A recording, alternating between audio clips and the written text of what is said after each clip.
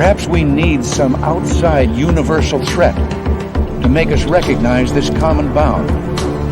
I occasionally think how quickly our differences worldwide would vanish if we were facing an alien threat from outside this world.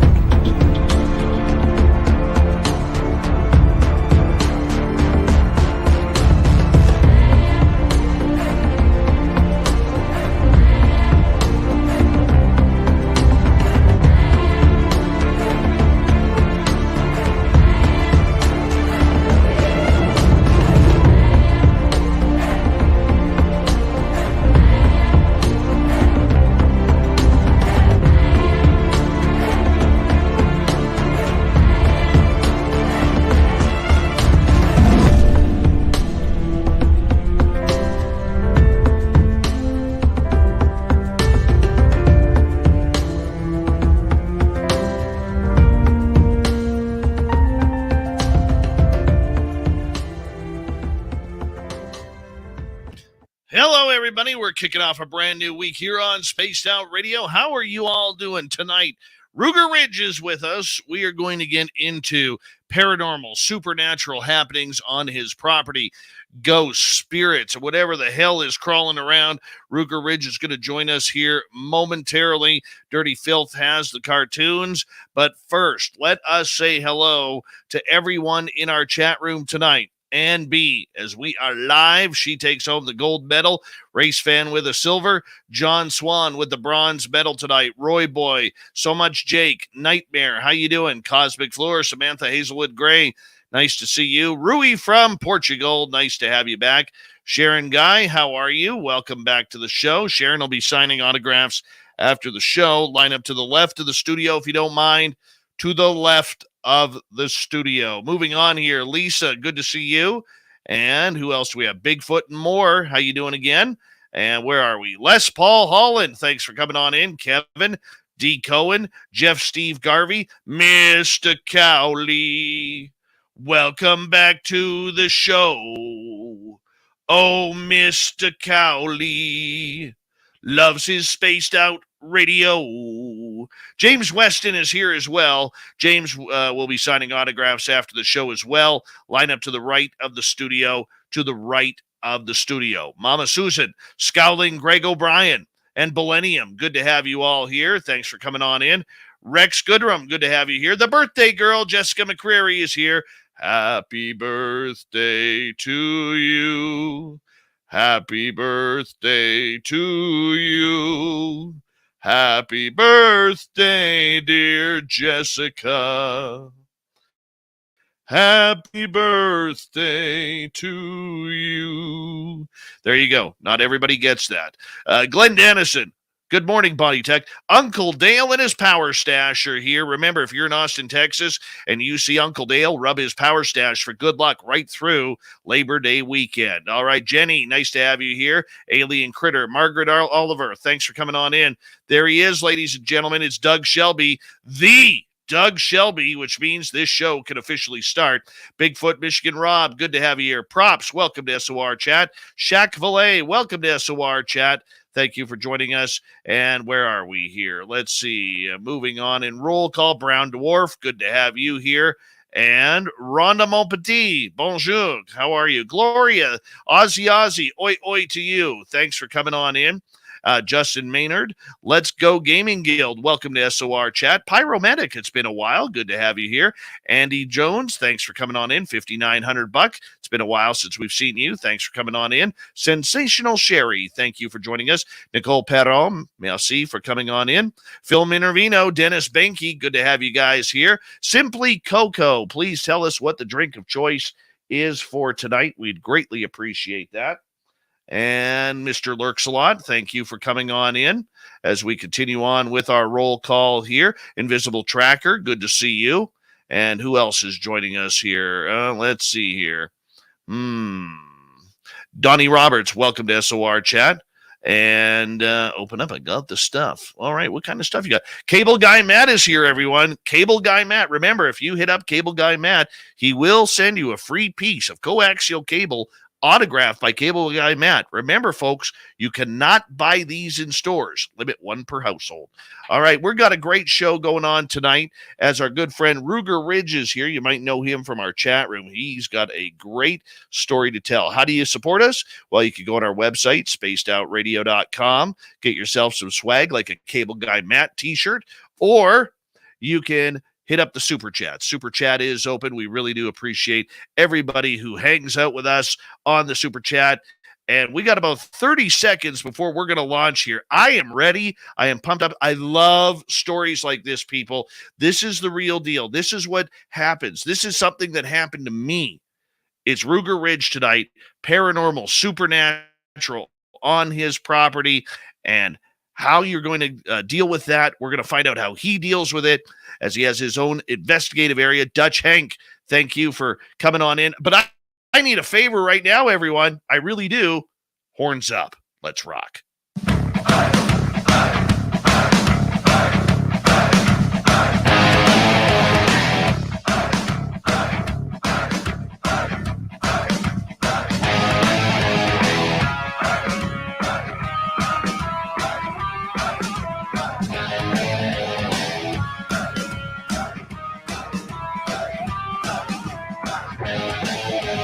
From the mountains of central British Columbia to you listening around the world, this, my friends, is Spaced Out Radio. I am your host, Dave Scott, sitting in the captain's chair of SOR headquarters. We welcome you to tonight's show on our terrestrial affiliates around North America, digitally on Odyssey Radio, TalkStream Live, and KPNL. All of our archives are free. Join us at YouTube. .com, Down Radio. Do old Davey the favor, hit that subscribe button. You can follow us on Twitter at Spaced Out Radio, Instagram at Spaced Out Radio Show, and on TikTok at Spaced Out Radio. Our website is spacedoutradio.com. We have a plethora of features for you. Rock out to Bumblefoot, read Shirky Poo's Newswire, check out our swag as well. Tonight's show is brought to you by Chive Charities. Help make the world 10% happier by visiting Chive Charities today. You can find them on our website.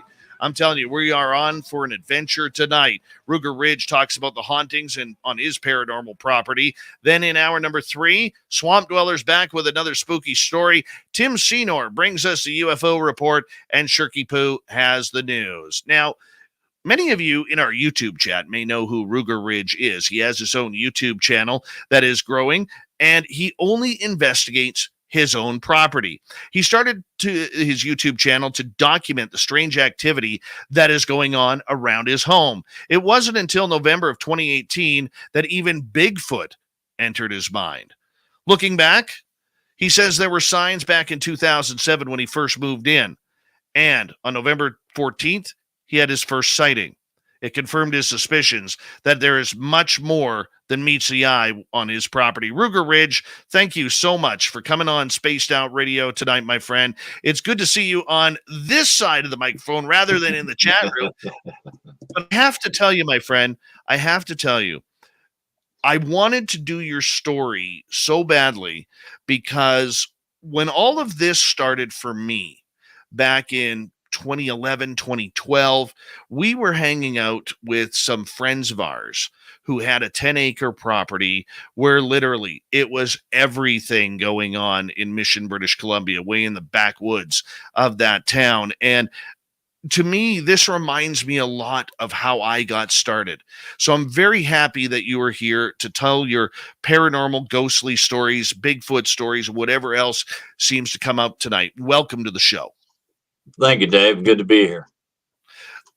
All right, let's learn a little bit about you, because you bought this property in 2006, 2007. And, right when you bought it, did you feel anything weird? I did. And if we'll go back, I'd like to tell about a ghost experience I had when I was in second grade. Perfect. Let's go with that. I believe once you have an experience of anything paranormal, it kind of opens you up. But in second grade, we lived in Peoria, Illinois, and we moved into this big 2-story house. It was a big deal because it was the first time all of us kids had our own room. We wasn't there very long, and there was a closet that separated my room from my parents' room. And the only thing hanging over it was a blanket on their side. And this bedroom was kind of long and narrow. My bed was at the far end. And I'm in second grade, you know, I'm laying there and I just got all creeped out. And I looked toward that closet and this shadow figure just come out of the closet and started running down this bedroom. Now he was running, as it looked like, as fast as he could go, but he wasn't getting anywhere. And right about the time he got to the bed, I'm out of bed around him and in bed with mom and dad. And from there, it just got worse. The shadow figure I only seen in the house, but there was another full body apparition that would wait across the street for me when I went to school.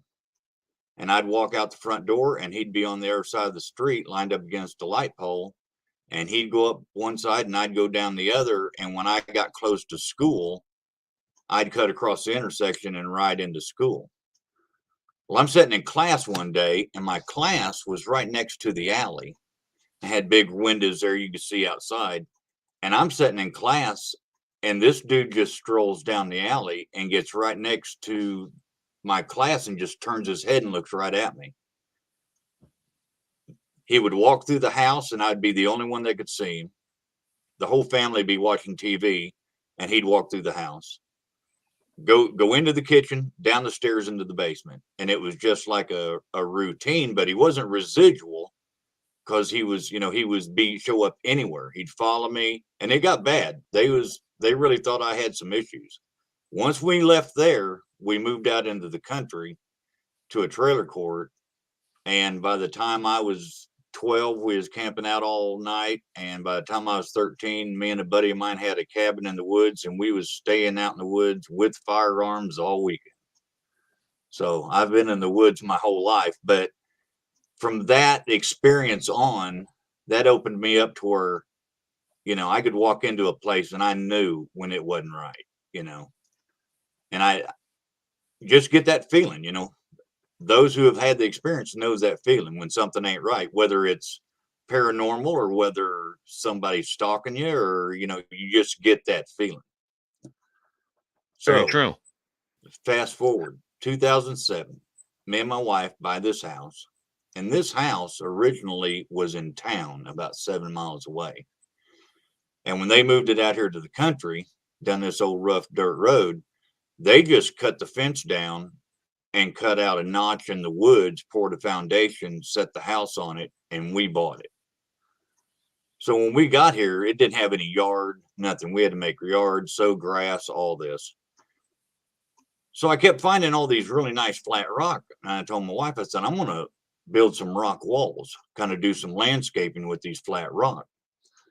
So after we kind of got settled, I started scouting the woods and everything and see what we actually bought, you know, and hunting flat rocks to build patios and rock walls and stuff.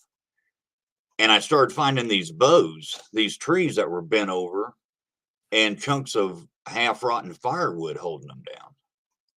So I asked a neighbor, you know, what gives on this property I just bought, you know any history of it? And the story we got was that this guy lived up on the ridge in this house and he kind of just went off and he hired a bunch of high school kids to come out and cut firewood for him.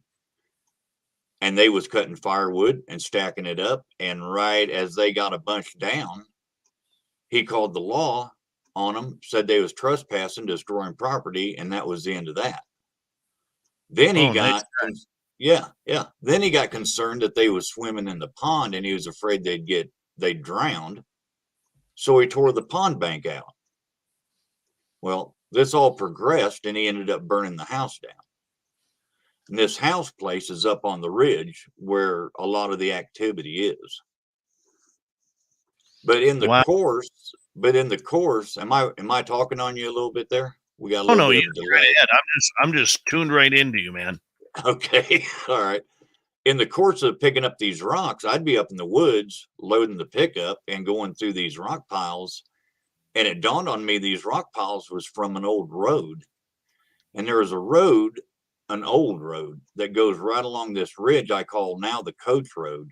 And I found wagon wheel rings, horseshoes, leather tack, bridles, just all sorts of this old stuff in this road when I was hunting these flat rock to, make the yard look decent, While I was doing that, I kept hearing this kid chatter and it just little giggles, and it sounded like a play school up there sometimes, just out of earshot, but you could hear it, nothing, I never could hear what they was saying. And I was blaming it on the neighbor kids, but the neighbor kids was like 12 and 13, 15 at the time, never made the connection. So we had the bows, we had the chatter, there was times I'd think I was being watched and I thought it was the neighbor being nosy. We're the new people in town, sneak up through the woods, see what they're doing, and it was here all the time and I was just clueless. At some point when you moved in there, when did the paranormal activity or the high strangeness start?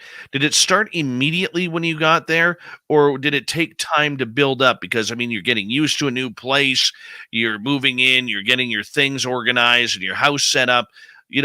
What happened there when you first moved in? Not much, really. The only thing that I considered paranormal after we moved in here was one night we was laying in bed and I was just about to sleep and I opened my eyes. Something just made me open my eyes, and I opened my eyes and this nurse come in the bedroom from the hallway right around the dresser and right into the master bath. I mean, full old antique white nurse's outfit with the hat, the white stocks. I mean, the whole 9 yards. And she was on a mission. She didn't care that we was there or nothing. She was doing what she was doing, and that was the only real paranormal deal. And I just figured, well, that's just part of this old house. Whatever took place in it years ago, that's just going to happen. And I've only seen her one other time since, but that was the only paranormal thing that I even contributed to. Now I have avid hunter for years. And I built a little old log hut, just something to get out of the wind where the new cabin sits now. I built me a little blind and I would hear footsteps coming up behind the cabin, but I'm hunting, man. That's deer. That's either deer or a neighbor's going to holler any minute and then nothing, but no, I had no, I didn't know what I hear knocks in the woods all the time. That's just limbs breaking, You just automatically write that stuff off, when you've hunted your whole life and lived and camped in the woods as kids my whole life. I just wrote it off. It wasn't until the first thing that really clued me off that, well, I had another experience somewhere around 14, 15, something like that. I was working in the backyard. I was building me a pad, so I had a flat place to work on my truck. Everything here is either straight up or straight down. So I built this pad, just a place level to where I could work on my truck. And I'm out there and I'm working away, and somebody coughed right behind me. Well, that really run through me. And when I say we live in the sticks, buddy, we live in the sticks. I had a 22 revolver on me and I cleared leather and I commenced to telling them that they are trespassing. And I start popping caps in the dirt around trees and I'm running whoever this person is off my place, still thinking that it's got to be a neighbor, Jeez. Then 2018, right before deer season, again, I'm down in the woods and I'm scouting deer sign. We had about a half inch of snow on, perfect. I'll look for tracks. They'll lead to rubs, on and on and on. And I walk up and I find this log. And on this log are 2 melted butt prints where 2 cheeks had melted the snow off this log. And on this log is a rock a little bit bigger than a softball. And under this rock are crushed acorns. And buddy, you talk about getting mad again. And I get looking and I'm like, you could see where the snow was off the leaves and where the leaves had been stirred up. Somebody is sitting on this log watching the backside of my place. And then it hit me, who in their right mind is going to be sitting out here in 20-degree weather, half-inch of snow on a log eating acorns? And I thought, still, I'm thinking, that's got to be the neighbor. That's got to be the neighbor. Ruger, no footprints, no anything? Nothing leading to it, nothing just going butt away. Cheeks. Just butt cheeks, and where the feet had stirred up the leaves and messed up the snow. And of course, the rock with the acorns still underneath it. And that rock was there with that acorn underneath it. I would check it periodically, and it was there for years. It finally, of course, the old tree rotted down. It was a dead tree to begin with. It had fell down and it was sitting on it, but it finally just went ahead and rotted down. But yeah, still, I'm like, that ain't right. Something ain't right about this. Well, then I got to putting two and two together, and I got to thinking, we got something going on here. And of course, at this time, all the TV shows are on. And I watch them and about half giggle, okay, all right, yeah, sure, right. I hear that in the woods all the time, still not making the connection. And finally, it dawned on me, maybe we ought to start looking at this a little bit closer. So I started getting convinced that we had some activity here. And I'm thinking, well, if they are, then surely they're just passing through. They're just, surely. Still can't wrap my head around it. November 14th, 2019, the day before deer season. By then, I was Bigfoot hunting. I just had it in my head. I was big, they got to be here. So I'd take a game camera and I'd put it down in the bottom. There's 3 ridges here, and hunters will love this. There's 3 ridges here that all come together into the bottom. And my cabin, where my old deer hunting cabin is, sits right there toward the bottom of that one of the ridges. The big ridge is the big ridge, but this sits right below the house on this ridge here. And everything that comes through here will come off the ridge or go into the ridge or come up through the valleys. The bucks like to stay high, the does travel low. Everything passes through this one chunk of land right where all these ridges come together. So I put a game camera out, hoping I could catch deer, possibly a Bigfoot if they're here. But I was smart about it. So I taped up the sensors, the infrared sensors and everything, and I hid it in a big pile of rock. Pile of rock still down there. And the only thing shining out was the main lens. So I'd put that out 3-4 days before, whatever, So 4:30 in the afternoon, I'm in my house shoes. Deer season, I throw on a coat. I'm going down to get the camera, see what I caught. Tomorrow's opening day. I'm stoked. It's deer season, I start walking down into the woods, and I jumped about 8 deer just right here in a little old grassy area. And they run off down toward the bottom. And I'm like, cool. I'll just walk down the road a little bit, and I'll catch them when they come out the bottom down by the cabin, So I walked down the road, and the way the sun was shining, these 2 big white oaks were casting a long shadow. So I just walked up there and stood in that shadow, waiting for them to pop out down there by the cabin. And I'm standing there, and they should have popped out by now, and no show, no deer. And Dave, this is the part that creeps me out the worst, because I don't know why I looked. I'm deer hunting. I'm looking down the gully, waiting for deer to come out, a mess of them, and something just made me look. And when I looked, this thing just walked out, just stepped up, crossed the road, quartering, walking away from me. I got the full back, the back of its head, no neck. The head was right down on the shoulders, and I got one arm swing, and it just glided across, no up and down movement, nothing. It was like it was on a skateboard, I always say, and right across the road it goes. and disappeared into a little bitty cedar tree, and that freaked me out. Well, I'm gonna tell you right now, I got goosebumps all over because but let me tell you why. I was, when my buddy and I saw our encounter with two of them, he didn't see the second one. I did.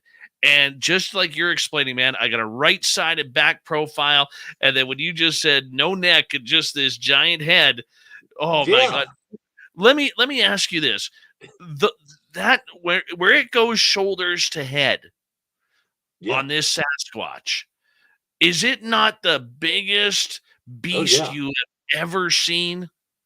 absolutely. I'm estimating 7.5, and minimum, absolutely minimum, 4 foot across the shoulders. Yes. It looked like a piece of plywood walking through the woods. And the hair was what, once I seen it and it crossed the road, what, other than the size, what got me was the hair on it. I had these orange tinted hunting, fishing glasses, tack glasses, whatever. I had them on, and it looked solid black, but it was shiny, like you've seen jaguars out on the old Serengeti and whatever, to where they just shine when they walk. You can see every muscle in it. That's the way this thing was. And the hair was straight and long and black and looked groomed. It looked like you had just brushed it down the back. As far as what it was, it was a good looking one. Right. I mean, it was just, and I can't tell you what I said, but it ended with "look at you." It started with "holy" and ended with "look at you." Oh, And so and now, as we got about 2 minutes to go here before we go to sure, break at the bottom of the hour, it knew you were there. It had been following. absolutely, absolutely. Why did I turn? Did it do something that subconsciously drew my attention to it? Or was it just peripheral vision that I'm looking here and I seen something and it made me turn? That's what gets me, because I was 175 yards away from it. It was on the other ridge. I'm on top of one ridge. It's on the other ridge, walking up the ridge. So it could have just crossed that road, and I would never have seen it. But something made me look. And Oh, then once I seen it, Dave, I still got to go get my game camera. So yeah, and that's in the direction it's going, right? no, it's going that way. The game camera's down in the bottom. It was going uphill. I'm going downhill. Well, at least So you're not having a heart attack at that point. not quite. So I get to the bottom of the hill to this camera, and I yank it out of this pile of rocks, and I scurried at a quick pace back to the house, and SD card goes in the computer, and I'm thinking, buddy, I have got you. I have got you. And I put it in, and when I set that camera out, it couldn't have been 10, 15 minutes later, a big oak leaf right down in them rocks right in front of that lens. And I had 3 days of this oak leaf buffering in the wind. Yeah, I didn't get nothing. Of You know, course. Of course you didn't. You're not supposed to, my friend. exactly. I got to tell So, you, we got about 25 seconds here before we have to go to break. So I'm going to get you to just hold off right there, because these are the stories I love. I said it at the top of the show, and so far, 30 minutes in, this is exactly the way I thought it was going to go tonight. And you got me at the edge of my seat, man, because you got Bigfoot, you got ghosts, you got a little bit of everything going on your property. I mean, man, that is a dream property for many of us who listen to this type of programming. Ruger Ridge is here telling the high strangeness of his property in Missouri. We are going to check it on out, and more stories from Ruger Ridge when we return on Spaced Out Radio, so stay tuned. We got a great, true show for you tonight.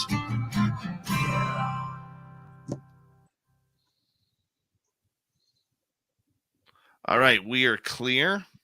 I just want to say we got a lot of new faces, and a lot of people listening in, maybe for your first time tonight. We are just so you know, thank you so much, first off, for coming on in. I hope you guys give us a thumbs up. And if you're new here, hit that subscribe button. We are a hybrid of a podcast, YouTube show, and a live radio show. So we actually have to take breaks to line up our timing with our radio stations that broadcast this show. So it's a little bit different, but viewing on YouTube or listening on the podcast side, you actually get to hear the background of what we talk about during the breaks. So everybody, thank you so much for joining us. Welcome everybody who's new.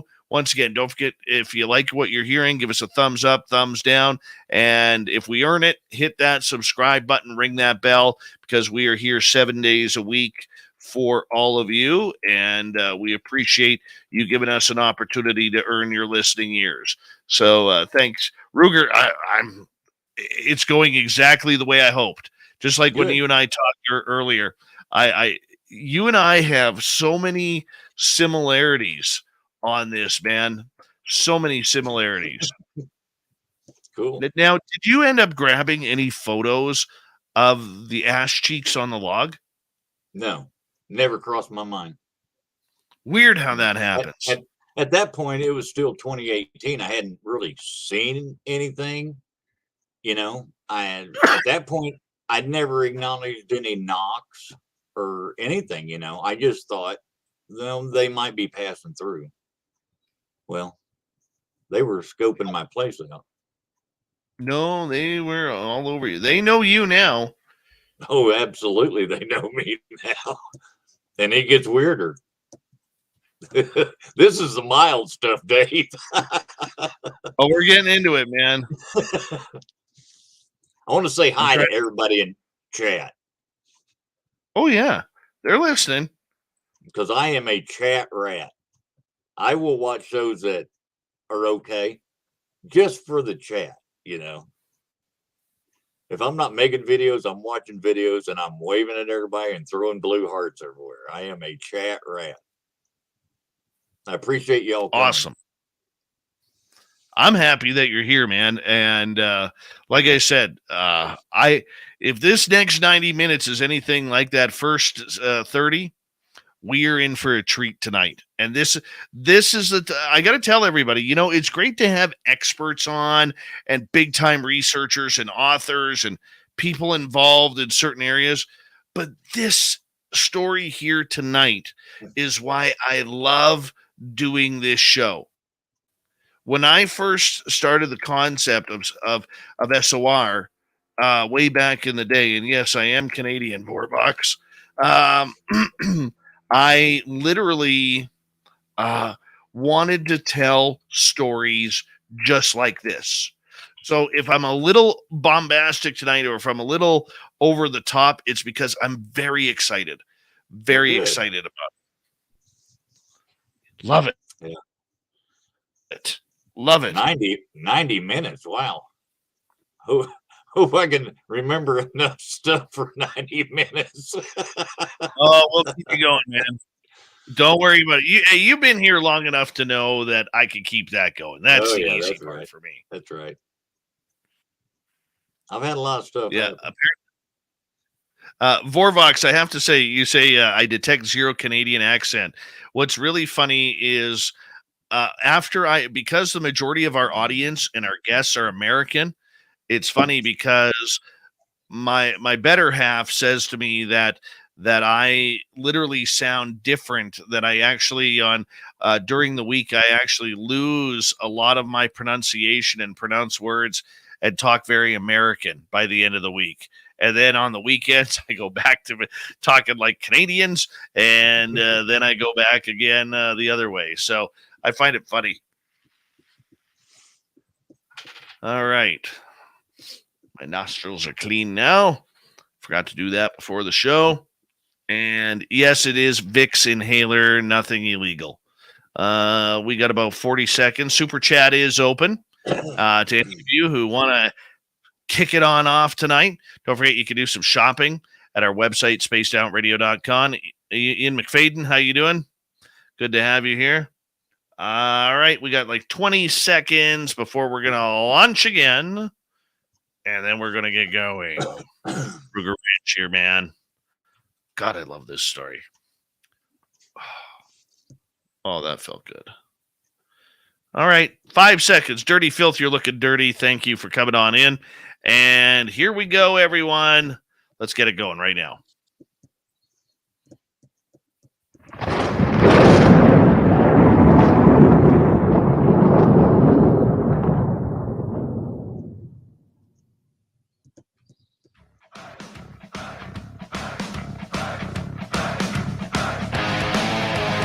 Second half hour of Spaced Out Radio is now underway.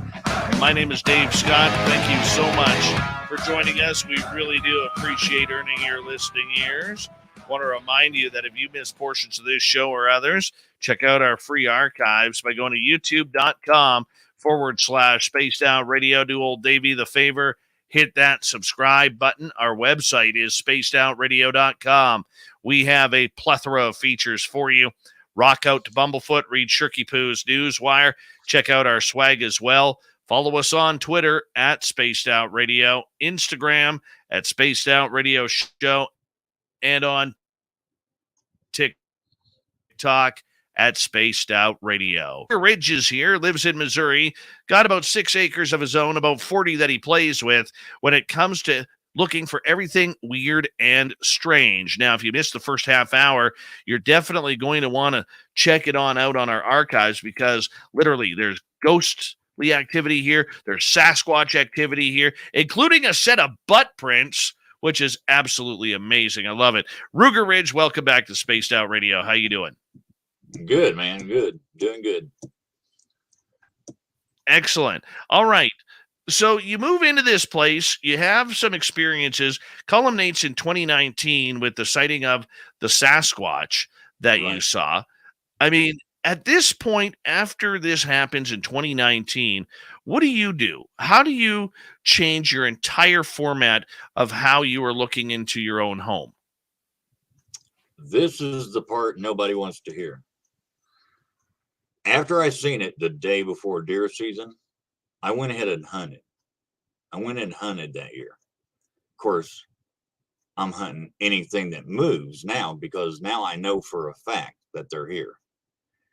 And the more I thought about it, the madder I got.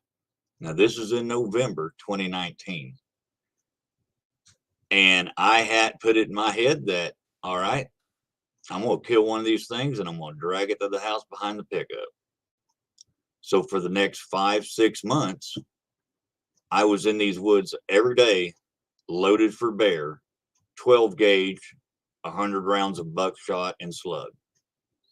And I was going to put this whole mystery to bed because it had ruined my life. The woods are never going to be the same again.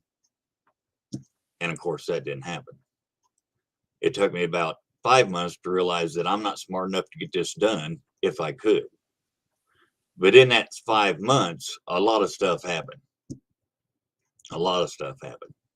And then I thought, well, this is too crazy to keep to myself. And there was so much going on that I was afraid I'd forget it.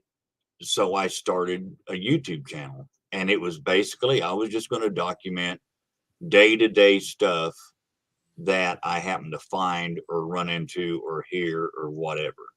And that's the only reason I started a channel. I had no idea that I would ever have the subscribers I've got, which are the best subscribers in the world, by the way. I don't know. Mine are pretty damn good. Well, they probably overlap. And you're mine too. You know what though? You bring up a great point with the YouTube channel because look, Ruger. I think we need to tell people too. You're not looking for fame and fortune off of this. You're not looking for accolades. You're not looking for a pat on the back. You're a normal guy. You're an outdoorsman. You're a hunter who's trying to figure out what the heck is going on his own property.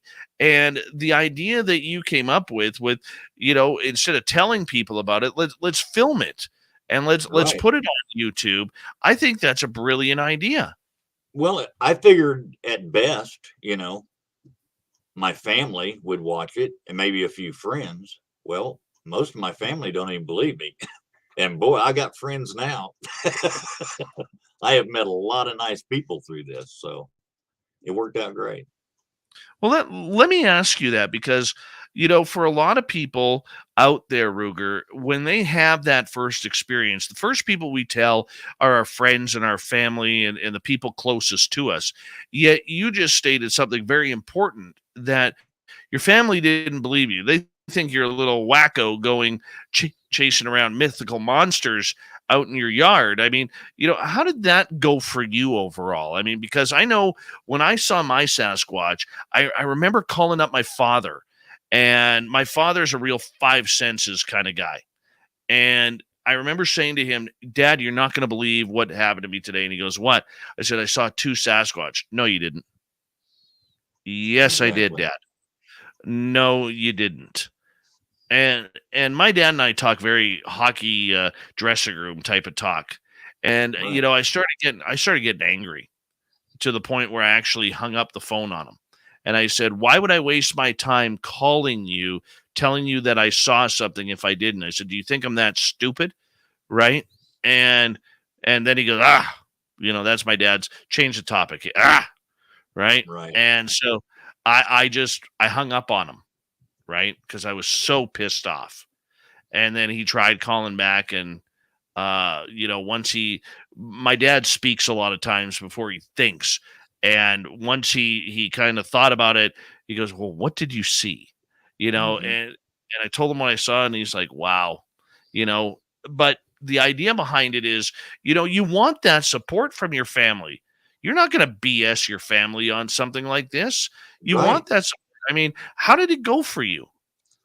Well, I called my best friend from back in trailer court days, guy named Jim, just like a brother to me. And he believed me right off. And I called my nephew, who's only 10 years younger than me. He's more like a little brother than my nephew. And he wasn't too keen on the idea.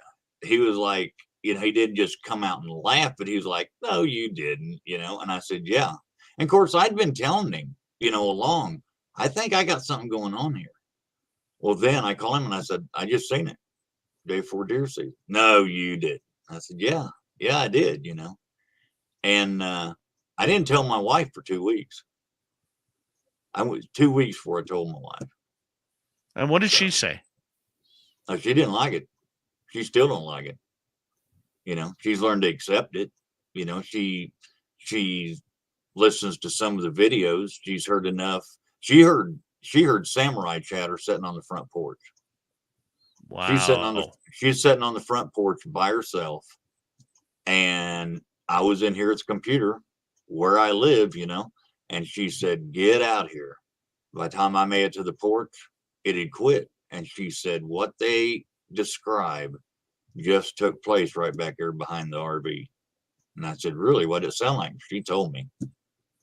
And it was just like everybody said, it was like a foreign language, talked Yeah. real fast, and it sounded like it was in a barrel. It had an echo to it, a big, robust sound. And there was two, and she even described, there was two different voices that she could tell. It was a conversation.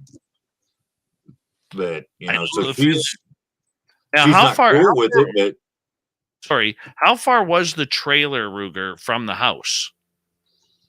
from the house where the chatter was, Yeah. probably, I don't know, 90 feet. Oh, that's close. Oh, you ain't got no idea, Dave. The tree line. Actually, I do because when Merle and I and my buddy Mark were in the forest when we heard the samurai chatter. This thing was maybe 70 to 90 feet from us. Right. And so, yes, once again, as you're speaking here, I am loading up with goose here. When they moved this house out here, they cut a notch in the woods. The tree line is 20 feet from my bathroom window. From my bedroom window to the cabin where I film everything before I go to the ridge is 125 yards. I got these things in my backyard. How often are they there? They're here all the time. I had a dry spell just last fall, and I went 3 months with nothing at all. But last summer, I would go out, we're in the country here. I'd go out behind our storage building, relieve myself, and I'd give them a whistle, get a knockback, just like that. And that took place for probably 2 months. And one day I whistled and they did knock. And that was the end of that. But we're talking from the barn to the top of the ridge is maybe 250 yards. But I'd whistle, they'd knock. Yeah, we know you're there. And I get knocks regularly. At any time, have they seemed to be aggressive, a little bit defensive, a little bit, maybe scary towards you guys? Oh yeah. Yeah. Well, it's just me. I mean, my wife don't go out with me. It's just me. But yeah, I've been growled at a few times.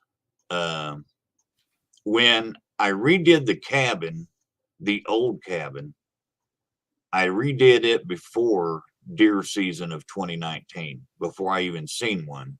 I mean, it was just a pile of logs with a door in it, I mean, it's just something to get out of the wind. Had this roof off of it, and I was reworking some windows. My shooting lanes wasn't suiting me. So I'm redoing windows, and I'm out there dragging tin and pieces and stuff out of the way so I can get down to the nitty gritty and cut me some new windows. And a chunk of wood about like that come right over the top of the barn and landed about 4 foot in front of me. And just about the time it hit the ground, a rock from the ridge, the opposite direction, come right over through the trees, bringing leaves and everything else, and landed in the middle of the road. So I have had rocks thrown at me several times, been growled at, I don't know how many times. And they do a huff. And I've heard other people talk about this, but I call it a huff. And it's just a, whoa, and I get them on occasion. Really more, I get them more than I do growls. But do you think they are coming to terms with you that they know you're in this is your property, that you're out in the forest? Do you look at it as maybe they're playing with you, or that maybe they don't want you there? What do you think's going on with you in that relationship? Well, I think if they was really tired of me, they would either get rid of me or they'd move on, and they haven't done either. But I think at times I get too close, and then I get a huff or a growl or something thrown. I'll tell you a time back when I was still pretty upset about the whole deal, and I was armed to the teeth this day. When you come down in front of my cabin, you're coming downhill, and then you make a little bit of a corner and you go across a dry creek bed. It's actually the overflow drain for the pond now. And then you come up on this little flat spot, and I called it Lester's Flat. And that's got a story behind it all of its own. But I come up on Lester's Flat, and I jumped a little bitty fawn that was laying down in the grass. And this would have been in early 2020, I think, maybe. Anyway, I come up on Lester's Flat, and this fawn jumped up and run over there and jumped my back fence and just stopped over on my neighbor's place. I mean, it didn't run very far at all, 20 yards maybe. And as soon as that deer jumped that fence and stopped in that grass, there was a knock behind me, probably a couple 100 yards from just guessing, And I thought, oh, cool. I've interrupted a hunt or something. So I just backed up into the ridge road where you go up to the coach road. I just backed up into that roadway and leaned up against a tree. Well, while I'm standing there, but when that deer jumped, it knocked, and I thought, cool, I've interrupted a hunt. And then bang, right behind me, it sounded like a shotgun going off, but it was a knock directly behind me. And I thought, I can't get this Mossberg off my shoulder and turn around quick enough because he's right there. And so I just slowly turned around. Nothing. Didn't see a thing. So I thought, well, I know at least one of them's here and one of them's over there. So I just backed up in the road and leaned up against a tree. And I thought, I'll just wait you guys out a little bit. So I stood there a while and nothing, deer run off. I thought, okay, I guess that's over. So I went ahead and I made the big circle and went up on the ridge, come back down the ridge road toward the cabin. And when I was headed down the ridge road, Dave, something just caught my eye, and I looked over to the left, and here all the leaves behind an old log, all the leaves were pushed away. And I walked over and looked at it, and whatever had made that noise, the knock or whatever, had been laying probably 15 yards from me. When I backed up and leaned up against that tree, he was right there. So that was a little unnerving. But what do you think they want with? Do you think it's now just, hey, there's our buddy hanging out in the forest with us, and let's let him know we're here? Yeah, I do. If so, why do you think they haven't shown you themselves a little bit more? Because they just don't. That's their whole deal. They don't. I mean, now, when I seen that one, I'm convinced he did that on purpose. And I'm convinced he did that on purpose because I messed up his hunting. He was probably watching them deer that I had jumped. And then once I jumped them and they ran off the opposite direction than where I thought they would go, and probably the way he thought they would go.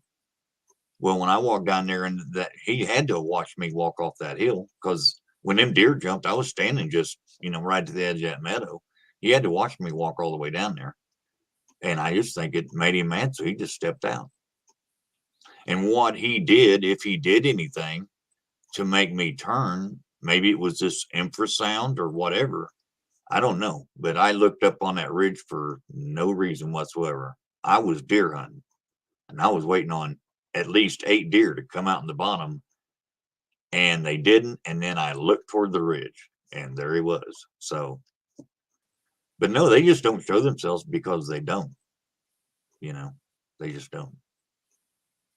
Do you expect eventually? I mean, you're now 3.5, almost 4 years into this experiment, Ruger.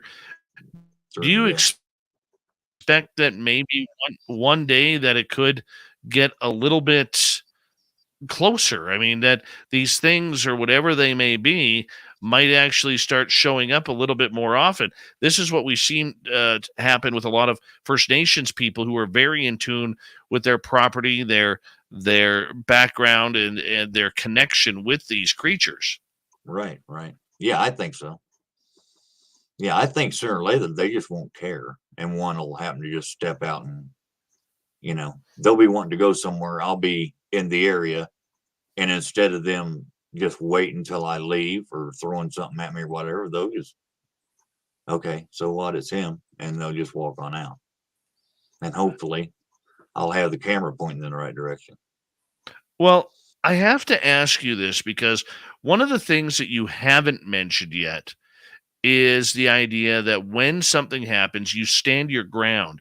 You're not off chasing them. Like we see in other videos, people like Todd standing, that the minute something happens, they're dashing towards that area like there's no tomorrow, like they're Usain Bolt running the 100-meter dash, right? Yet you're standing your ground. You're allowing things to happen on a very calm level. Why do you do this approach rather than allow your curiosity to take you where you need to go? I'm too old to dash. And honestly, up there on the ridge, there's nowhere to run.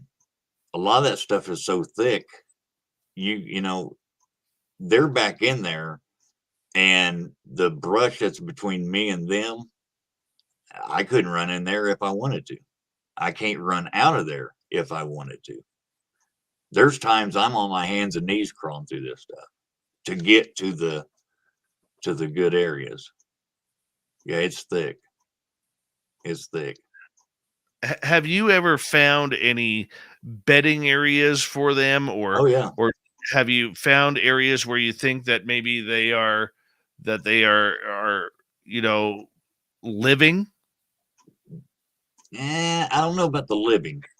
I Early on, there's a big cedar, and that's what I call it, the big cedar up there on the ridge. And there seems to be a lot of activity around it. But early on, like in 2019, I found 3 or 4 great big cedar limbs that had been broke out of the top of this cedar and throwed out and made into like what I would call a sleeping bag. And you could tell that something had actually crawled in there. It was big enough I could have crawled in there easy. And it was piled up. Now, there was a place that was, and it was kind of weird, but it was actually squared off. It was a square area where trees had been laid out in a square, and you could tell that stuff was bedding down in it. And I do call that a bedding area, but they haven't used it in a long time. It's still up there, but it's all full of stuff. But I find trees, a lot of times cedar trees pushed over and then stuff piled on top of on each side. And then you can tell that stuff's getting in there and bedding down. This one treetop, I had a treetop that come down, and it wasn't a big tree, but it was just a top of a tree that just come down and kind of made like a big bush. But then the vines had growed over it. So now we've got kind of a cave deal going on. And I just stumbled onto this. So the first time I found it, I thought, cool, this would be a cool place for him to hang out. And I walked in there, and while I'm looking at it, I got a growl right over my shoulder. And there's Oh my! no way to run. There's no way to run out of there. And No. that spooked me quite a bit. The next time I went in there was 2 cedar limbs, Dave, and they were probably 3 feet long each, broke off on each side, the perfect length, totally stripped, and they were laying in there long ways, like you would lay a bed down. And these cedar limbs, cedar gets rid of bugs and all sorts of stuff, but they was broke to the same length and laying in there just like something had been laying on. Right. Yeah, it was Now, cool. we got about 90 seconds here before we go to break at the top of the hour, and you got a lot more happening there than just Sasquatch activity. And that's what we're going to get into in the next hour. But how many of these creatures do you think there are on your property checking you out? No idea. No idea. At least 2 because of the conversation. Yeah, at least 2. At That least is 2 fantastic. because of what the wife heard. Yeah. Wow. But no, I don't know. Are they getting any closer to your house? Because obviously they know where you live. Yeah. Oh yeah. Yeah, they know where I live. Have they tried getting into your house, snooping, looking in windows? We've had our house slapped on several occasions, but not all at once. We may go 4 or 5 months, nothing, and then one night just smack, and then nothing for a while, and then it may get hit 3 times in 1 week, in the middle of the night. But yeah, Do you ever think that that's maybe a sign for, hey, Ruger, do you want to come out and play? I think they're trying to get a rise out of me. I think they're just wanting to see if I'll turn on a light, see if I'll come outside. They're just wanting to watch. What other purpose would that serve? I have no idea. Ruger, I'm going to get you to hold on right there because I'm having so much fun on tonight's show with Ruger Ridge as we literally talk about firsthand experiences in the forests of Missouri. Ruger Ridge, Bigfoot, ghosts, spirit activity. What else is coming down the pike? I think I know. He's just got to look up at the sky a little bit more. Ruger Ridge continues with hour number 2 on Spaced Out Radio when we return right after this. Stay tuned.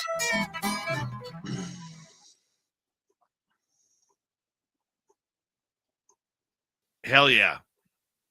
I'm just loving this, man. I'm just loving this. I'm glad, man. I'm glad. All right. I've had so much go on. I just got to step away here for a couple minutes. Dirty Fylth, we're going to turn this over to you here. We've got you on the big screen with Mr. Ruger sitting in the background. Well, we got about just over 5.5 minutes, Ruger, if you want to take a break or Sure. if you want to hang out with Dirty Fylth, that's allowed too. If you want to I'll chat it up, good. I'll just sit here and watch him paint. Okay, well, I guess it's up to Dirty Fylth to entertain the masses. So I'm leading the orchestra here, everybody. So I drew a cartoon a couple weeks ago, and it was about the California nightcrawler, and he stole some pants, and then a man in black busted him, and he goes, "Hey, you have to return those pants, those trousers to be exact." So now I had a person on social media. They said, "Hey, you know what? I feel bad that, poor Nightcrawler is getting in trouble. Maybe he just doesn't want to be naked." So I'm having, I don't know, you can't really see it very well yet. It's not all colored in, but I got the man in black bringing the Nightcrawler to the cryptid clothier. And he's like, "This is where you got to go to buy trousers. No more stealing trousers." Because I always figured like the men in black, maybe they're like the police for the cryptid world. Cryptid shows up somewhere, men in black, or like aliens show up somewhere. They're like, "Hey, you guys gotta stop going to people's houses and causing a ruckus. You're gonna blow everybody's cover." Oops. Cats are cute and cuddly and sometimes mildly sick. Okay there, lover. Mrs. Fylth is randomly sending me stuff. But yeah, so the man in black is actually bringing the Nightcrawler to the cryptid clothier to buy some breeches to wear. And so that's the drawing today. Usually I bug Dave and I go, "Dave, you got to stick around to the end of the show." And he's like, "Dirty Fylth, I run the show. I'm here till the end, and you bail out." I'm like, "Yep." Well, it usually takes like about an hour and a half, a little more, sometimes 2 hours. But then I'm finished the drawing, and then I could draw some more stuff, but I don't have enough time to pencil out a drawing, paint it, and then ink it. So sometimes I just do random like splatters of paint on the paper and whatnot. So I just try to ramble as much as I can during this 5 minutes because I'm not much of a host. Probably be a better guest if anything. And You're doing good. Thanks, I appreciate it. I thought the story about the Sasquatch butt was hilarious. And that'd just be infuriating. It's like somebody was obviously sitting here and they got up and left, but there's no footprints. I'd be swearing in the forest. Yeah, I was pretty mad. Of course, I thought it was my neighbor.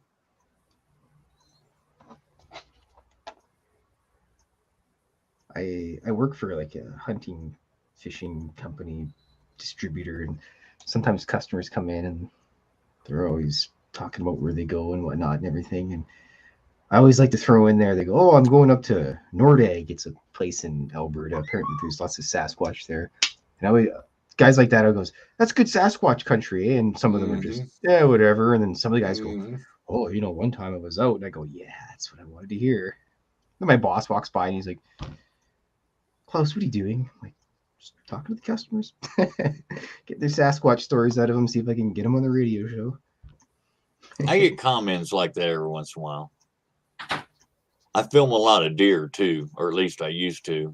I get a lot of comments from hunters that, ain't believing what I'm telling. Hunters are the hardest to convince. I know I was. There's those guys that'll hunt for 60 years or something. They see a Sasquatch, like, "No, I quit hunting. I'm never going out in the forest ever again. Not happening. Thank you. I retire." And then, guys, I got to tell you this story. I'll save it for like 30 seconds from now, but I am just dying laughing here because if I think what I think it was, this is absolutely hilarious. Hilarious. Oh my God. I don't know what the hell that was, but there was something in my backyard and I am just dying here laughing right now because, oh, we got about a minute. I swear I had a bear in my backyard farting. I swear. You're not a bear if you do fart in the woods. Oh my God. Oh God. So I'm outside, catching some fresh air, and all of a sudden I hear you know the sound of like the old baseball card you used to put in the spokes. Oh yeah. Right. Well, I've got green belt behind me. Nobody's riding their bikes. And all of a sudden I hear this really long, sound of this.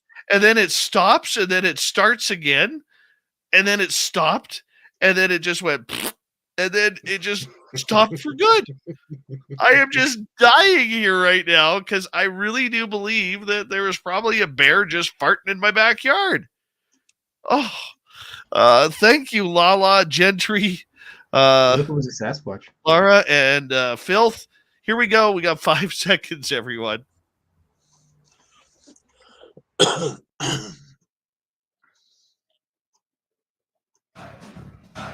You're listening to Spaced Out Radio with Dave Scott. Follow Dave on Twitter at Spaced Out Radio and on Facebook, Spaced Out Radio Show. Here we go with hour number 2 of Spaced Out Radio tonight. My name is Dave Scott. Thank you so much for tuning us on in wherever you are on this beautiful planet we call Earth. Hi to everyone listening in on our terrestrial affiliates around North America and digitally on Odyssey Radio, TalkStream Live, and KPNL. All of our archives are free. Join us at youtube.com/Spaced Out Radio. Do old Davey the favor. Hit that subscribe button. Our website is spacedoutradio.com. We have a plethora of features for you. Rock out to Bumblefoot, read Shirky Poo's Newswire, check out our swag as well. Follow us on Twitter at Spaced Out Radio, Instagram at Spaced Out Radio Show, and on TikTok at Spaced Out Radio. The Desert Clam has set the password for tonight in the SOR Space Travelers Club. Negotiation? No. What is that? Negotiosity. Negotiosity is your password. Use it wisely, space travelers, as the Clam sets the password each and every night right here on Spaced Out Radio. All right. Oh, my goodness, radio audience. Have you heard what I just heard? You see, I got to explain this. Ruger Ridge is our guest tonight. He lives out in the wilderness. I live out in the wilderness, and I have a radio studio in my house to do this show. So I went outside for a little bit of fresh air during the break here. And I swear, because the bears are coming out, and there's a lot of bears being seen in my area the last day or two. And I swear that I literally had a bear that was quite flatulent in my backyard. I'm dying here. This, whatever it was, because I can't see back there, it's so dark, it sounded like 3 rippers, just boom, boom, boom. And I don't know how to explain it. I really don't. Oh my gosh. Ruger Ridge, how you doing, buddy? Good. I'm dying here right now. Absolutely dying here right now. Maybe it was Swamp Dweller with some swamp gas. I don't know. But it sounded like, and I said this during the break, but I'll say it for a radio audience. It sounded like the old days when you would put a baseball card in your spokes. All right. That's what it sounded like. And the first one was really long. The second one was about half as long. And the third one was really short. Kind of like, hey, I'm finished. Now I'm going to have to go check my backyard to see if there's any droppings or anything back there, But yeah, I look into my backyard and all I see is blackness right now. So maybe I got to carry a flashlight. I don't know. But, I've been growled at by a cougar in my backyard. I've seen lots of deer, seen bears in my yard. But this one was pretty awesome. This is a good experience, man. Cool. All right. Enough about me here. Let's get to yours here. Your experiences, because not only do you have Sasquatch crawling around the woods, but there's a lot of hauntings and spirits going around your property. At what point, when you moved into your home back in, I believe, 2006, 2007, did you figure out that there was some hauntings going around? The only thing up until recently was that nurse that just came through the bedroom, that once or twice I've seen her, and that was it. We do have a black cat that I reached down to pet one night going down the hallway, and it wasn't there at all. But now I'm getting EVPs, electric voice phenomenon. Everybody probably knows that. Anyway, I'm getting them now. Have been for a few months. Now I had picked up some voices before in earlier videos, and just like, okay, there's a voice, no big deal, it happens. Because I used to do some ghost hunting way back when, so okay, there's an EVP. That's kind of interesting. Well, I did a video, and it is leaving these and EVPs. I always think up these clever little titles for my videos, and then I never can remember what I called them. But I was putting out some stuff to, like a mirror, 2 brushes, and a baby doll to see if it would get messed with. And I'm up there on the ridge and I'm filming, and I decided I was going to leave them next to a stump. And I'm talking to the camera and I'm telling, well, we need to find a good stump to where I can come back to. And I zoomed in on a stump and I said, we're not leaving them on that one because it's too hard to get back in there. And when I zoomed in on that stump, this female voice said, stump. So when I caught that in editing, I just put a caption up there, EVP coming, stump. Well, one of my listeners, Ghost Magnet 81, she's become a really good friend, and she's cleaned up a bunch of EVPs that I couldn't, I heard them, but they wasn't very loud. And I sent them to her and she's cleaned them up for me. But she said, you've got another EVP in there. And I said, really, what is it? And she said, it says, they leave me things. So I go back to my original file from the video, and I find where she said it was, and I started adjusting my audio equalizer and everything on the computer, and I bring it out, and yeah, it's just there plain as day. And I'm like, cool. Well, once I got my computer set to where I could hear it, and I do have a little hearing loss, I've got that constant ringing in my ears.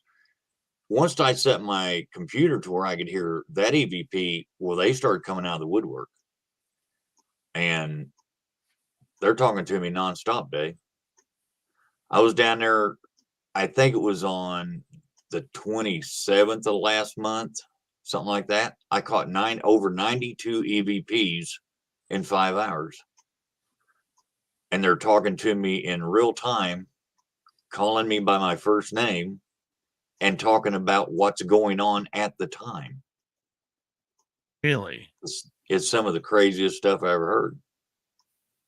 And what are these voices saying? Well, starting out, the one that really sticks in my mind, starting out, one of the first to where you hear full sentences, it's something to hear stump, or they leave me things. But I get full sentences about, like, Terry, they're right behind you, or, full sentences that I don't hear at the time. I only hear them whenever I'm in editing, and then I can hear them. But they talk about stuff that I'm doing right now. They tell me, don't come in here, turn around, look behind you. But the one that really got to me the first time, and I don't remember the date that this happened, but the first time that really was a full sentence was this lower voice I asked a question and I got an answer, and I don't remember what it was, but this other voice said, shut up. You guys shut up. Close your mouth. Don't talk. And just on and on and on. Like he was calling the shots, and all the other voices was saying too much. And I thought, what's up with this, But now, I mean, if I could hear them at the moment, we could carry on a full conversation. Okay, so when you say we can carry on a full conversation, are they asking you how your day was? Are they asking you what's going on? How did the St. Louis Cardinals do in the ball game? What are they asking you? Well, the thing that once I started hearing them, every time I go to the woods, I'll put out corn down on Lester's Flat, and I can see it from the porch of the cabin. And so if any deer show up, then I'll film that too, and I'll make a deer video, you know. Well, they started commenting about me putting out corn. And one of the oddest ones that I heard was I poured out some corn and I hear this little voice say, hip, hip, hooray. That's a hot roasting near. Now, roasting ear is a corn on the cob boiled, but that is a full sentence. Hip, hip, hooray. That's a hot roasted ear. And when I heard that, I thought, what did he say? You know, and I've caught that twice, the same saying. But they'll say, thanks for the corn. Glad to see you. Did y'all miss me? Nope. Anybody been down here messing around? Nope. I mean, it's just, I ask a question. A lot of times I'll get an answer. And it's, Now, and what it can be about anything. Right. What kind of EVP equipment are you using? Are you using a ghost box, or are you using an audio recorder that doesn't provide any other sound besides recording?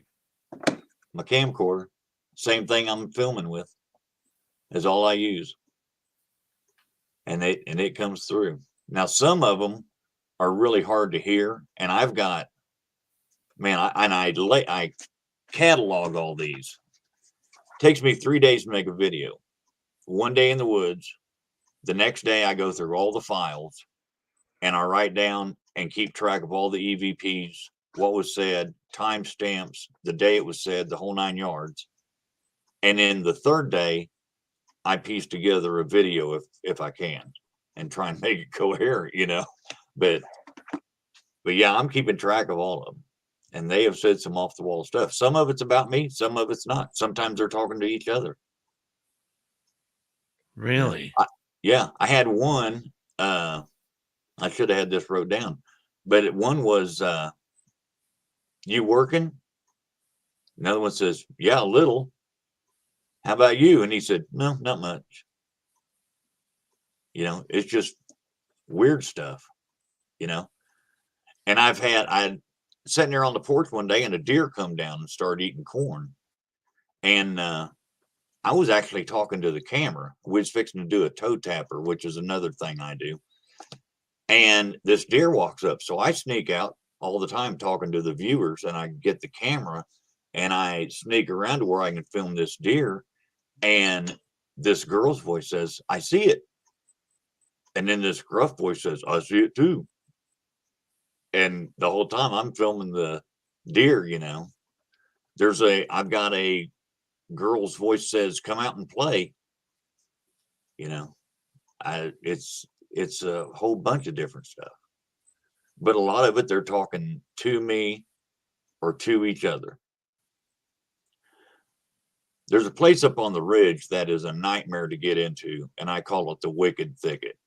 And literally, I have crawled my way in there at times because it's so thick. But I did a video on the Wicked Thicket, and in that video, it was just one EVP right after another. Terry, go home. Terry, go home now. Terry, run. That's my first name. Terry, run home now. Terry, they're behind you. You know, Terry, to your right. Just nonstop. Of course, I don't hear any of this at the time. You know, if I heard it at the time, I'd probably be so scared I'd never go back. But, you know, when you listen the next day, it's like, well, where was they? I was all over that place. If they would, you know, if there was a Bigfoot there, you know, I've got it a couple times.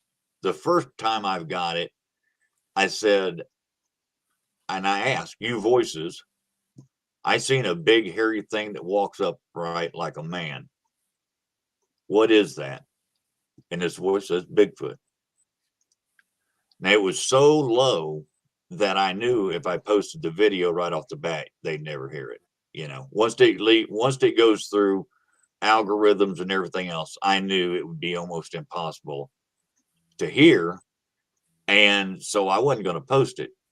Well, I was on a live chat with a couple of buddies of mine over at Blue Line Bigfoot, and they said, "Oh man, post it." And I said, "Okay, I'll post it." You know, we're gonna get bad feedback on this. Well, we got a little bit, but not bad. And since then, I've asked questions and I've got Bigfoot answered back to me. I was down at the cabin just last week before last something, and there was this low rumbling, Dave, and it sounded just like thunder, but I could tell it was, and the sun was shining, you know, and it was past Lester's Flat, but over where the ridge itself, the big ridge, ends into the bottom. And it was just this low, it just sounded like rolling thunder. And it'd go for a while and it'd quit. And it'd start up and it'd go for a while and it'd quit. And I said out loud, I never knew thunder to stay in one place before. I said, and I'm looking at the sky and I don't see anything why we would be getting thunder. So what's making that low rumbling noise over there? Bigfoot. And I made a video of it. Now, I don't believe you can't believe these voices. In my opinion, these voices cannot be good. You know, I've asked them, "Are you my guardian angels?" No, not hardly.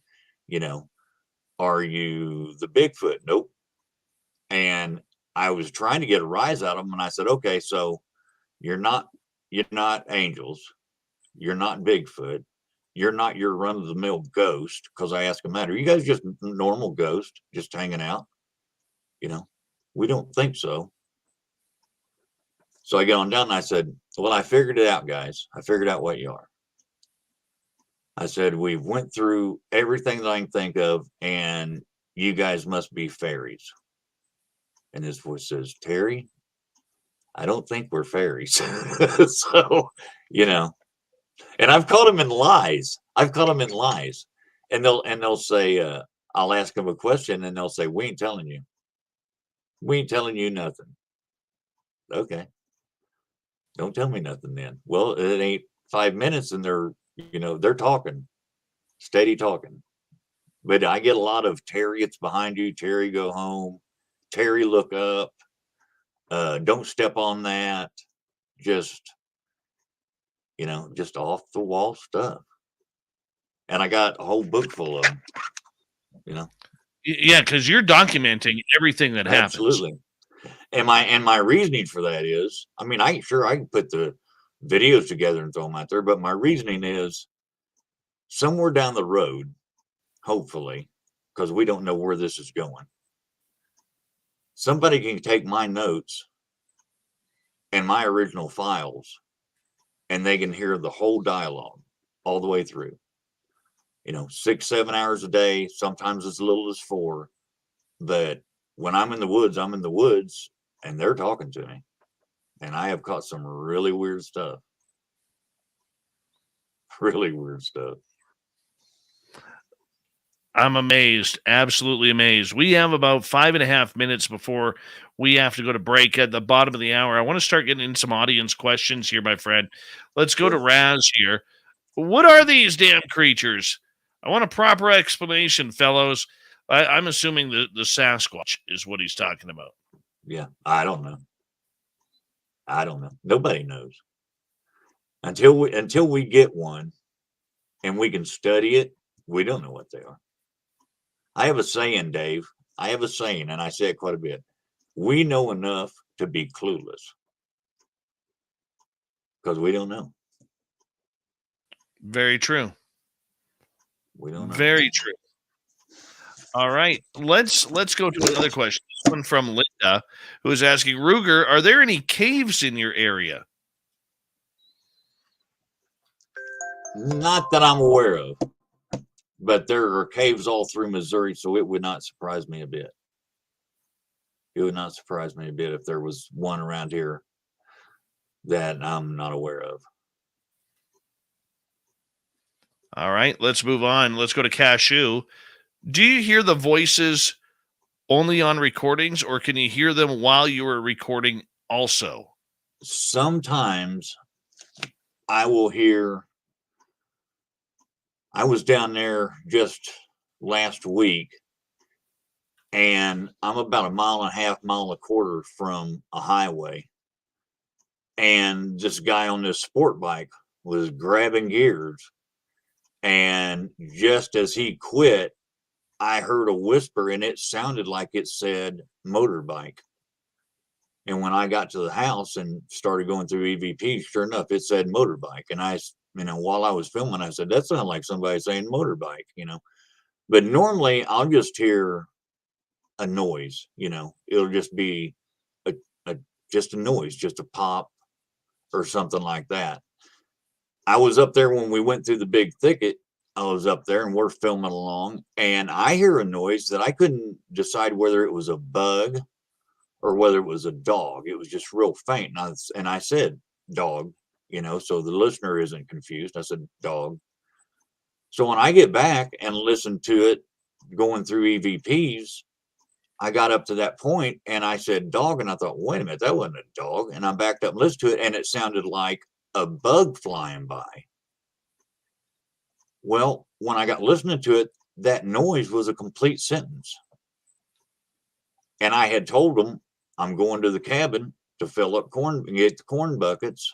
And I guess I've bothered you guys enough today.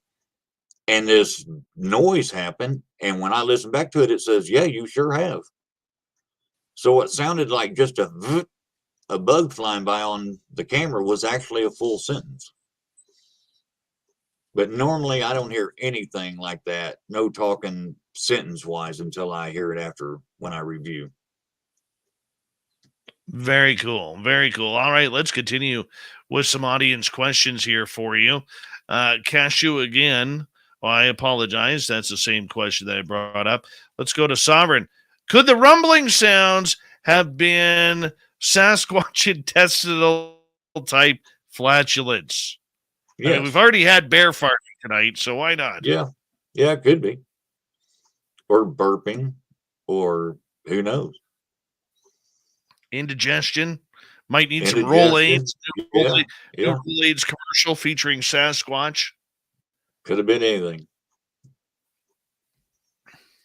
Let's move on to Cashew here. Do you think the EVP voices are from Bigfoot and not the ghosts? Or maybe both? Maybe both. Because, guys, I'm clueless. Now, I have my suspicion that these aren't not good. I know the Bigfoot are here.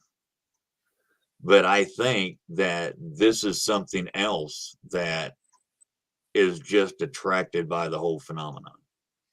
Because I've always got EVPs, one here, there, and whatever.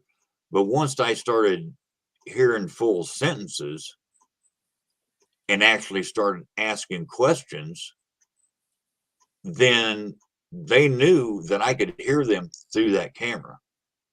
So once they knew that I could hear them, well, they just took off talking. I mean, it's ridiculous how many I get every day. I could go down there and I wouldn't be down there 30 minutes and I'd get one tonight. Do you get any UFO activity as well? Has that started up for you? Yep. Last year. I say last year. My wife says it was over a year.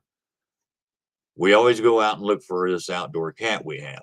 Wife wants to see that it's still alive. Everything's good before she goes to bed. So I call it herding cats. So every night we go out and we're looking for the cat, and we're in the front yard with a flashlight and a Tic Tac from right over the top of the house. Looked just like a Tic Tac, white, and it was glowing. It was hauling. It was flat moving on. And it was from horizon to horizon, just like quick. But it was low enough. It was low enough you could tell it was magic. Ruger Ridge continues his story until the top of the hour. We got one haunted property. We're going to learn more about it with your questions as well on Spaced Out Radio. We continue after this.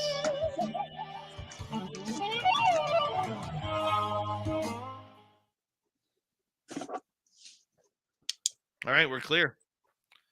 Okay.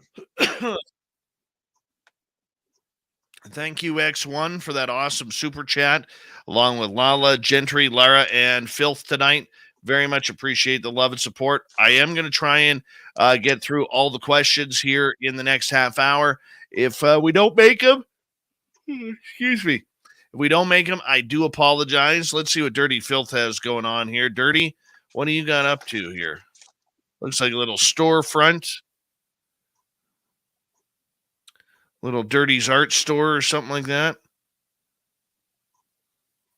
Little Dirty's bakery and oiled lube and filter store. No, it's the cryptid clothier. Sorry, Oh, Dave. very nice. Because someone had commented that I told everybody on the last break this that someone said, "Hey, I feel bad for Nightcrawler being busted for stealing those trousers by the Man in Black." Yeah. So maybe he was just looking to get some clothes, and so the Man in Black decides to take Nightcrawler to the cryptid clothier. Very nice. They're having a trouser sale, and you can also buy an Element 115 shirt. Very nice. I think I poisoned myself this weekend, by the way. I really do. I've had a headache for like 2 days. I was no, I borrowed Little Marky Spender's spray gun because I got my woodshed and I needed to stain it. Well, this damn thing just fires off like anything, and not realizing that the mistake I made was I was hungry, like over hungry to the point where I was shaking. I ended up spilling like at least a third of the damn stain on myself because I'm not too coordinated that way. So I don't own tools. But as I'm staining, I literally didn't even, because I'm outside and the woodshed is very open. It's not an enclosed thing. Yeah, I think I breathed a little bit too much of the stain in and then got it on my skin and everything. I think I literally think I've got some superpowers coming off of that, or just one bad hangover headache that I just can't shake from nearly, poisoning myself to death. I haven't, Sherry, I haven't taken on the wasps yet because I put this stain on so bloody thick that, believe it or not, there's still wet marks on it. Like 3 days. Oh, goodness. I am so not good with power tools. So unless it's my wood splitter. I'm good with wood splitter, but that's about it.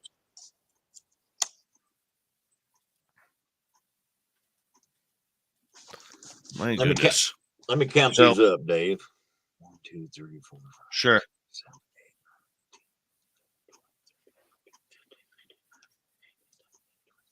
8. I went down there today to the cabin for a little bit, and I listened to the first file. Now, I'm calling a file just a clip. You record for a while, you turn the record button off, and then you save it. In a 4.5 minute clip, I've got 23 EVPs. Holy cow. In 4.5 minutes. And what I filmed today, I think I've got 25 files, and some of them files are over 10 minutes long. Well, I'll tell you what I'll do. If I can find a good one that I know you can hear without doing a lot of audio stuff, I'll just make a clip. I'll just make a clip of it and I'll email it to you. Sounds good. If I can find one to where I ask a question and get an answer, I'll email it to you. Works for me, my man. Works for me. Love that stuff. I understand people being, not believing this. If I was watching my channel, I don't know that I would believe it. But it's crazy. We want to quickly remind people that there's 232 people watching. If you could, give us a thumbs up, thumbs down, and leave a comment after the show. We're really trying to build up our YouTube channel, and it really helps with our algorithms. So we would really appreciate that if you could.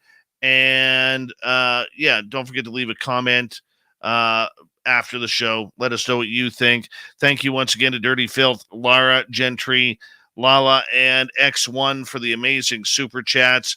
It's a wonderful way to support what we do on this show on a nightly basis. So thank you so much. We're going to continue on here. We got Ruger until the top of the hour. And here we go, everyone.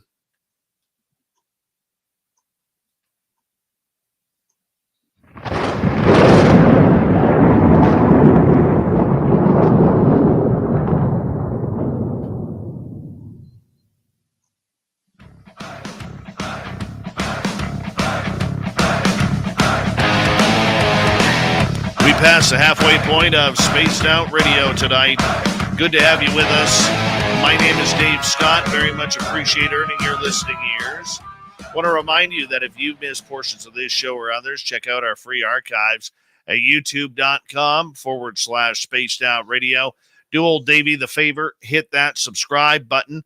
Our website is spacedoutradio.com. We have a plethora of features for you. Rock out to Bumblefoot, read Shirky Poo's Newswire. Check out our swag as well. Follow us on Twitter at Spaced Out Radio, Instagram at Spaced Out Radio Show, and on TikTok at Spaced Out Radio. For the final time tonight, we introduce our good friend Ruger Ridge. Yeah, his property out in the beautiful parts of Missouri, literally haunted, got Bigfoot running around the forest. And now he's got some UFOs up in the sky. Ruger, welcome back. Good to be here, man. Yeah, Did we you just expect seen we just seen the one UFO. Well, you know they're probably going to happen more now. You know that. More than likely. There is serious trifecta that happens with the weird stuff. Serious trifecta. I believe. All right. We have a bunch of audience questions here for you, man. Cool. And Bring them on. We're going to get started with it. Huckleberry Charles is asking, Ruger, do you think that maybe these spirits could be, or these EVPs could be lying to you sometimes? I know they are. And they will tell me, we're not, I've got one that says, Terry, we're not telling you the truth. And I've asked one, and I should have had these, I should have wrote some of this down so we'd have it, but I've asked a question, say on Wednesday, and I'll go back Friday and ask the same question, and it'll be two different answers. So yeah, they're lying to me one way or the other. I don't trust you. I can't trust anything they tell me. You know, even when they say Bigfoot, that would be cool if I could ask whatever these things are, and I could learn everything that everybody wants to know about Bigfoot that we don't know. But you can't trust them. Well, I don't know what they are. But personally, I don't think it's a good thing. Personally, I think this is something negative that is just picked up with the activity on this piece of property for whatever reason. And now that they know the camera can pick them up and I can hear them in review, it's just like opening the floodgates. They're talking from the time I step in the woods to the time I leave. Gee whiz. All right. Tracy is wondering, have those voices ever mentioned the Bigfoot? All the time. When they say they're behind you, that's what they're talking about. You know, I can be at the cabin sitting on the porch, or I can be up at the ridge, and they'll say, Terry, they're behind you. Turn around. Or Terry, don't turn around. They are behind you. You know, well, they know what I'm looking for, and they must be Bigfoot, you know. And I'll say, what made that noise? Bigfoot. Where are they? Over there? Nope, to your left. I mean, it's crazy. It's just that crazy.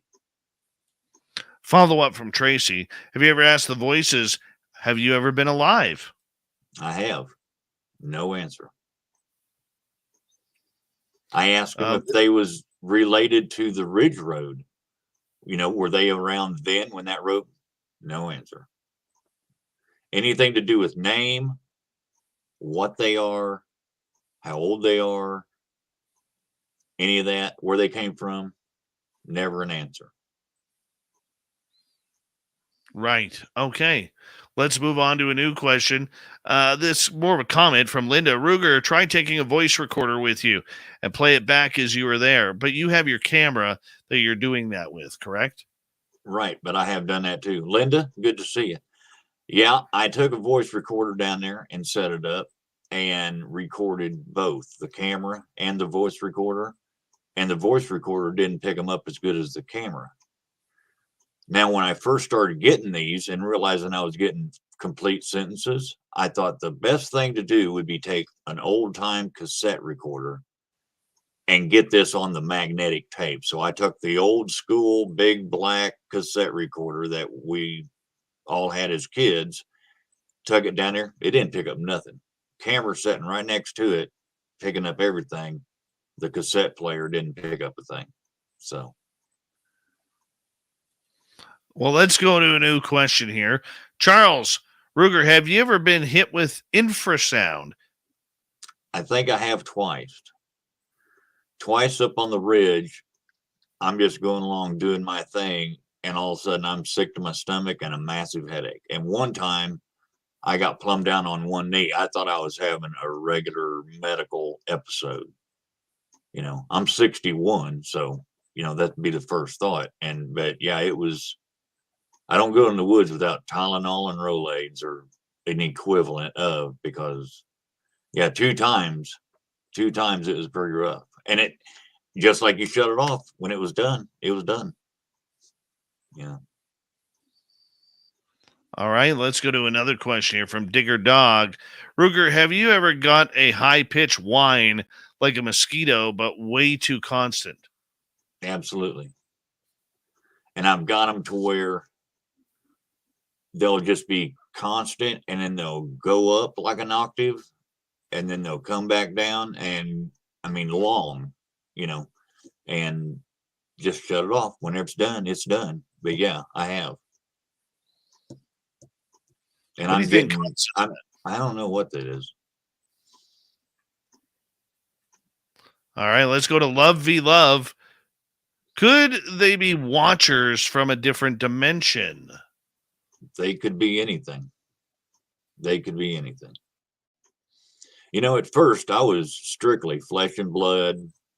This is an animal that shows up that has ruined my life. And then from there, I went from they're a race of people that just managed to hide out. And now I don't know what they are. You know, I think they're connected. These voices are connected to them somehow. And I've confronted these voices and told them, you know, you guys are lying to me. You are the Bigfoot. And they just kind of blow me off. You know, nope, we ain't. Nope, not us. Or laugh. That's a new thing now in the last couple of weeks, is just a good chuckle. If I ask a question they think is funny. Hey, why not, right? Yeah, I mean, we don't know not? what Okay, they are. let's. All right. Huckleberry Charles is wondering, have you ever seen a cloaked Bigfoot? No. Trust me, guys. If I see one, y'all are going to know about it. Pyromedic is asking, have you ever asked the voices how old they are? I have. When that girl said, come out and play, I started asking, you know, how old are all of you? You know, are you guys different ages? How old are you? On. Nothing. I did ask them how many were here. I asked them how many Bigfoot are here at any given time, or who passed through here. And they said 8. I turned right around a few days later and I said, how many of you voices are here? And they said 8. And then last week or week before last, I was down there and I just started out and I said, I got you guys figured out. I know what you are. Yep, I got you figured out. And I just kept doing that over conversation and waiting on deer and everything. I just throw that out there. I got you all figured out, building the suspense, you know, when I finally come out and said, you guys are the Bigfoot. You guys are Bigfoot. You're throwing your voice and you've been messing with me this whole time and lying. And they was like, no, we're not, Terry. We're not. Yeah. Wow. Maybe they are. Maybe they aren't. I don't know what they are. Well, let's continue on here because we do know we have live questions happening. Sherry is wondering, Ruger, what area of Missouri are your encounters? I'm in southern Missouri, and that's as far as I go. I'm somewhere fair. between Joplin and Cape Girardeau, south of I-70. That's about the whole state. So, Oh, you're by the Illinois border then.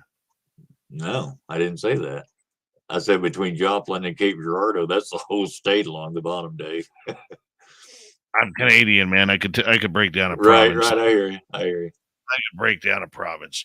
All right, let's go to Flat Rock. Have you ever got EVPs anywhere else off property since the talking started? No, I haven't. No, not even in the backyard. Once I step in the woods, they start talking. YJ is asking, many people refer to the phenomena as tricksters. Would you say these fall into that category? I do. I believe they are. I believe they're lying to me on most stuff. I don't think we can take what they're saying for fact. I think a lot of this, they're behind you, Terry. Maybe they are, maybe they aren't. Maybe they're just trying to get me to panic or something, you know. No, I don't believe anything they tell me. And a lot of stuff I've debunked through stuff they said before isn't jiving with what they are saying today. And yeah, they're lying to me both ways, coming and going. So yeah, they're definitely, I would consider them tricksters. Let's go on. Love v love. Do they not know that they are, or will they just dead, that is, or they just won't tell you, or both? Both. Whenever I bring up anything like that, I don't get a response on nothing. Nothing to identify what they are, who they are, where they come from. None of that. Let's go over to Sherry. Do you think they would get ticked off if they thought you were ignoring them? No. And I have tried that. I went down there and I thought, today I'm not going to ask a question. Nothing at all. Went out, put corn out, went back to the porch, sat down, drink coffee, and they just fired up talking. You know, I didn't know it at the time, but they just went on about their day, whether I talked to them or not. They could care less.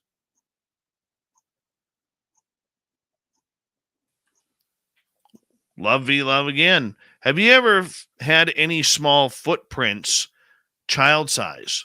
No.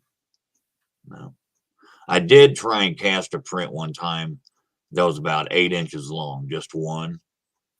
And that was the smallest thing I found. Most of the prints I find, I don't find very many. I don't find hardly any that you could cast because this old ground down here is so rock hard. I'm literally on a rock hillside. But the prints I do find are range anywhere between 16 to 18. And that's pretty consistent on all of them. Very nice. Very nice. Okay, let's continue on here. Let's go to Kira. Have you tried using infrared lights to illuminate the area? If so, what did you see? Nothing. I do have a cheap pair of night vision binoculars, and they work pretty good for what they are. But no, I didn't see nothing. These woods are so thick, it's ridiculous. I don't doubt for a minute they could be laying right next to the path and me walk right by them. Do these creatures, whether it's the spirits or the Sasquatch, do they scare you? No, I'm not scared of that. What are you scared of? Nothing. I'm not really scared of a lot, Dave. I lean on my faith heavily. I pray going in. I pray while I'm down there. I pray coming out. The Lord has brought me through some really tight places. I've got myself in a lot of trouble over the years, and he's always got me out. So I didn't ask for this.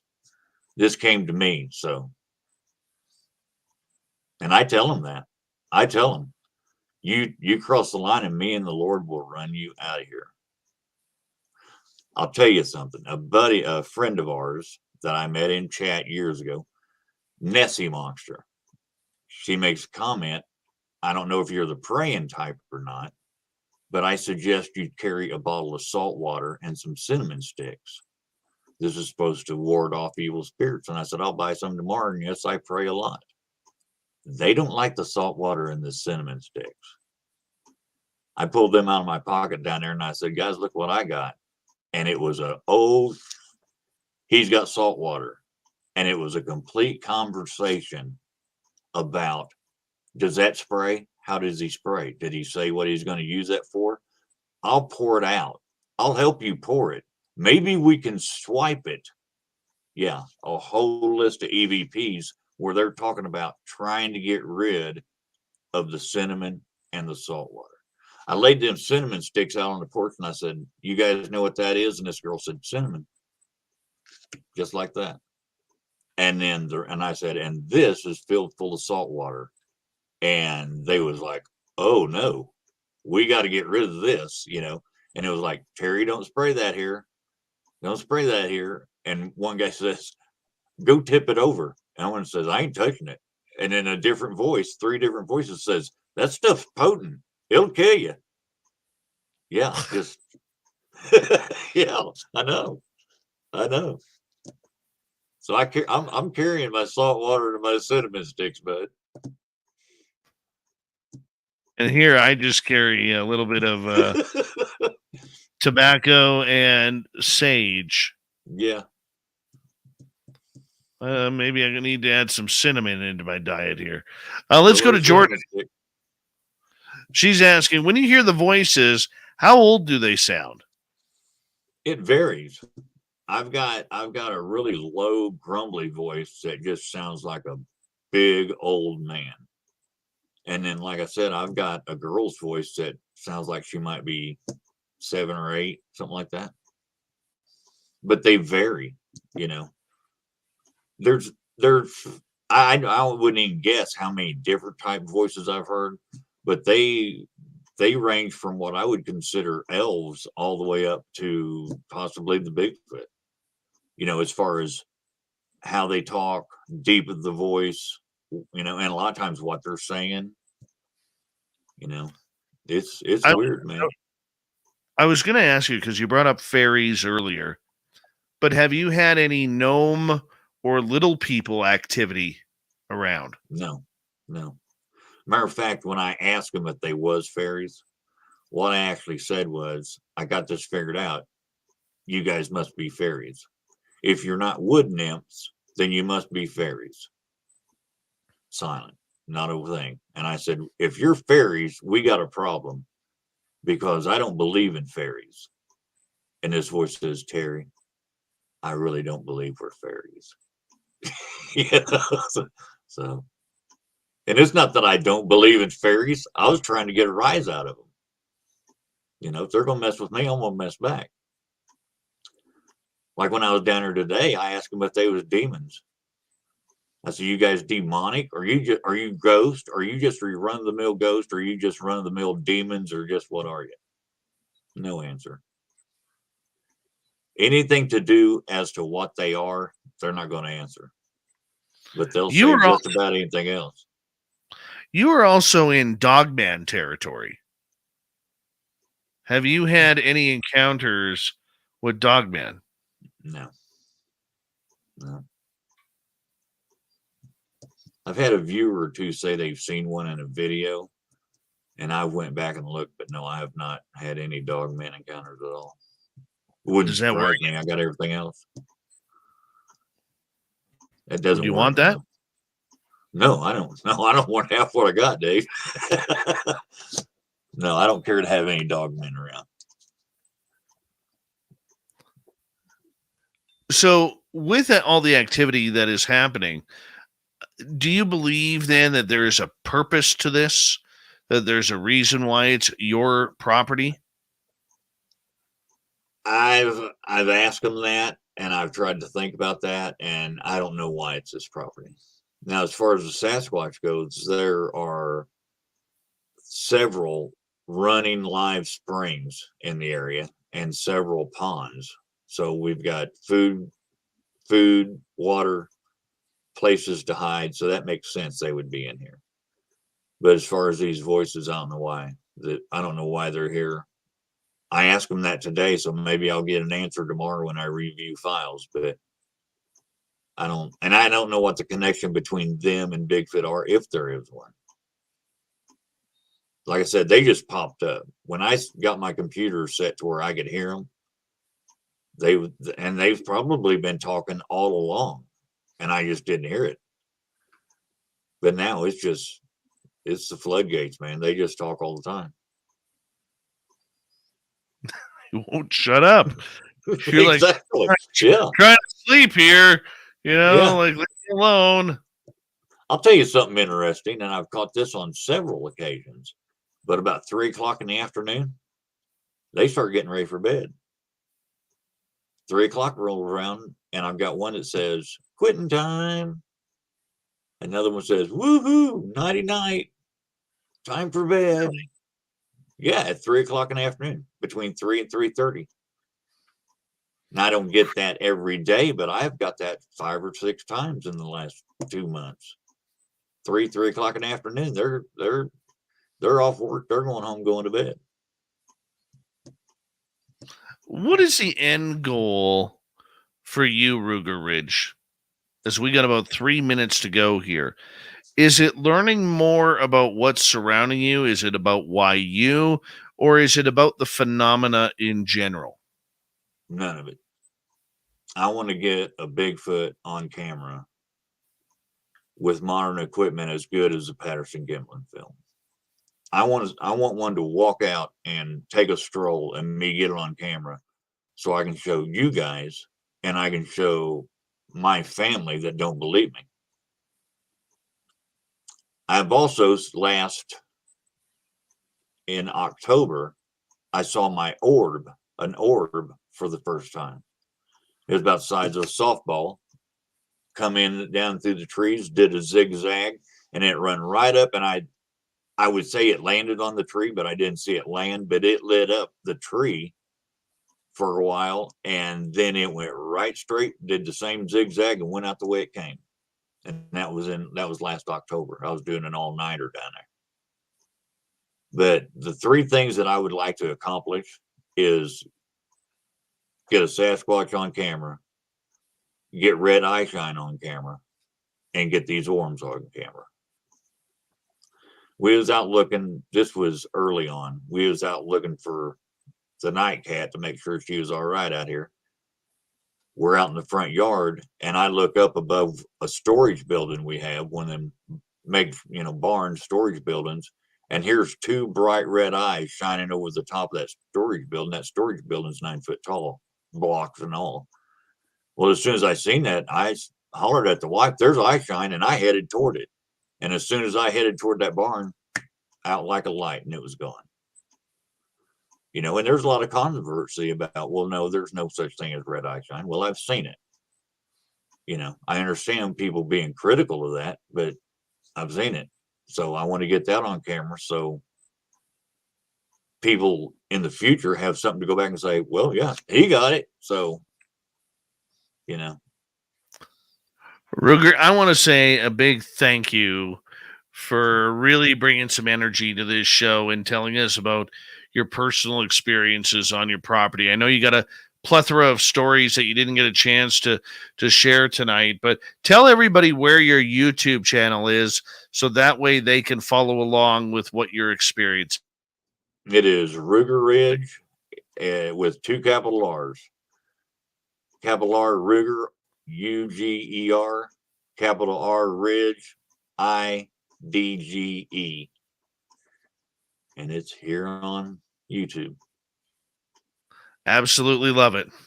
And love that's it, all I my do. friend. That's all I do. Well, no Facebook, no favor. Instagram. I got my hands full here, guys. Well, do me a favor. Keep us in touch with all the strange weirdness, because when you get that Bigfoot photo or video, we want it on this show. Ruger Ridge, everybody. Thank you, Coming Dave. up next, we're going to head into the swamp, and then little Timmy Senor is here for the UFO report.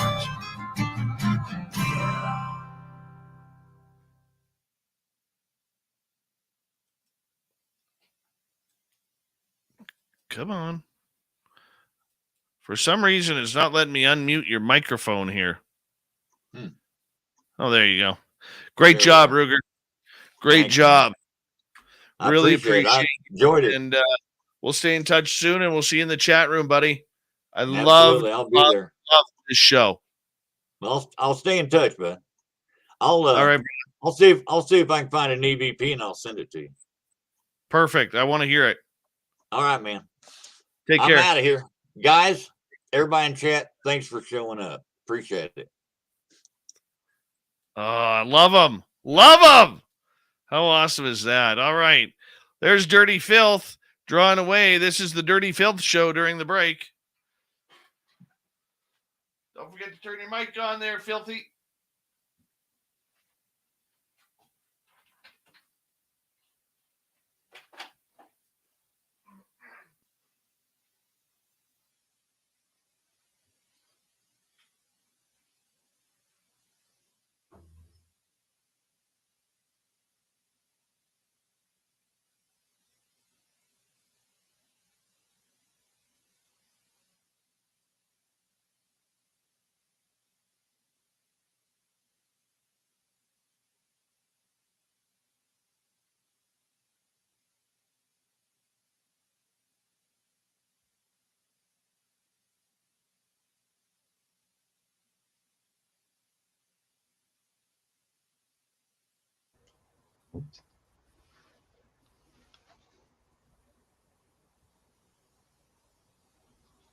Yeah, leave a comment for Ruger Ridge. That's a pretty good show.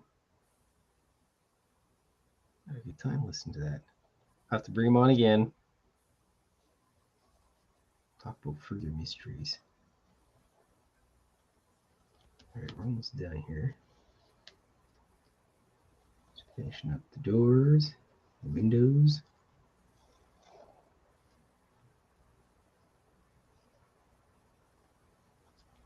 This is Sludge City. Sludge City is the place where all my fictional worlds take place in the modern times. I got a fantasy world for that too, but that's top secret. Well, if you roll dice, you can know about it.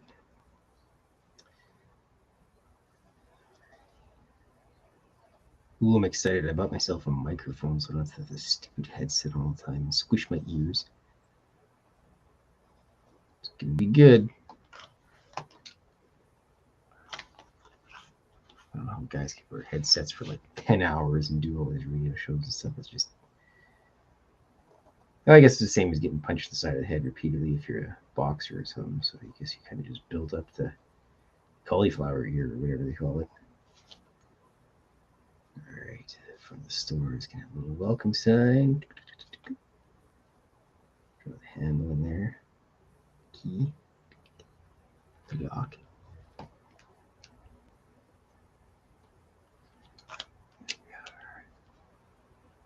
Precise action there. Got the old welcome sign. Piece of wood. Just a clunky old junky piece of wood, because why not? It's the cryptid store. Oh, and they're having a trouser sale. Conveniently, the same night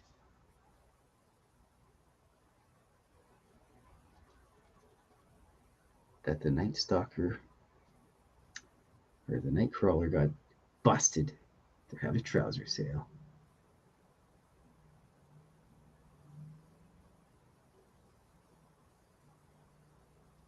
Trouser sale. Oh, yeah. And they got lazy and just taped it onto the window. There's a couple pieces of tape on there. That's just how it looks like tape. Trust me, it works like that. And they have the obligatory Element 115 shirt hanging in the window.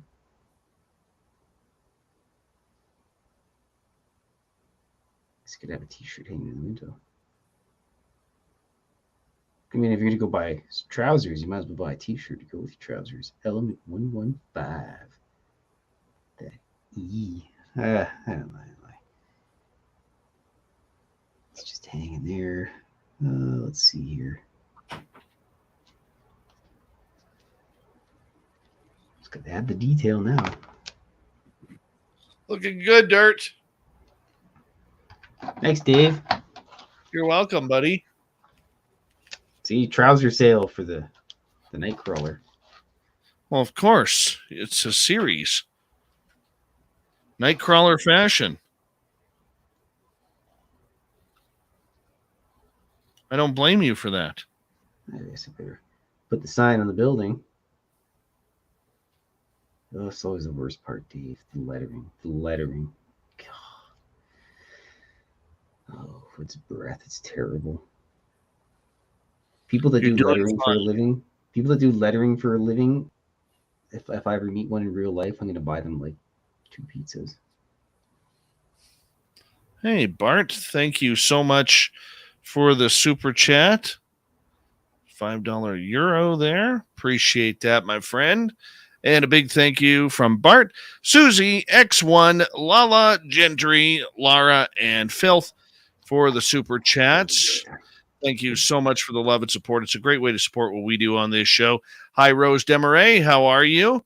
Thanks for coming on in. The Unknown, good to see you, buddy. And here we go, everyone.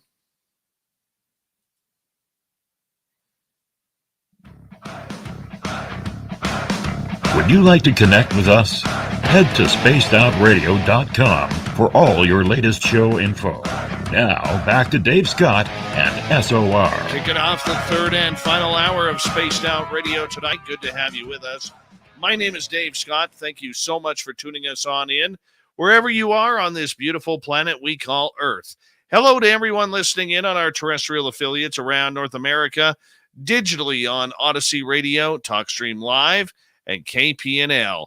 All of our archives are free. Join us at youtube.com/Spaced Out Radio. Do old Davey the favor, hit that subscribe button. The Desert Clam has set the password for tonight in the SOR Space Travelers Club. Negotiosity. Negotiosity is your password. Use it wisely, Space Travelers, as the Clam sets the password each and every night right here on Spaced Out Radio. Our website is spacedoutradio.com. We have a plethora of features for you. Look on Shirky Poo's Newswire. Check out our swag as well. Follow us on Twitter at Spaced Out Radio, Instagram at Spaced Out Radio Show, and on TikTok at Spaced Out Radio. It is time once again. We head to the swamp. Our resident swamp dweller has another spooky story for us.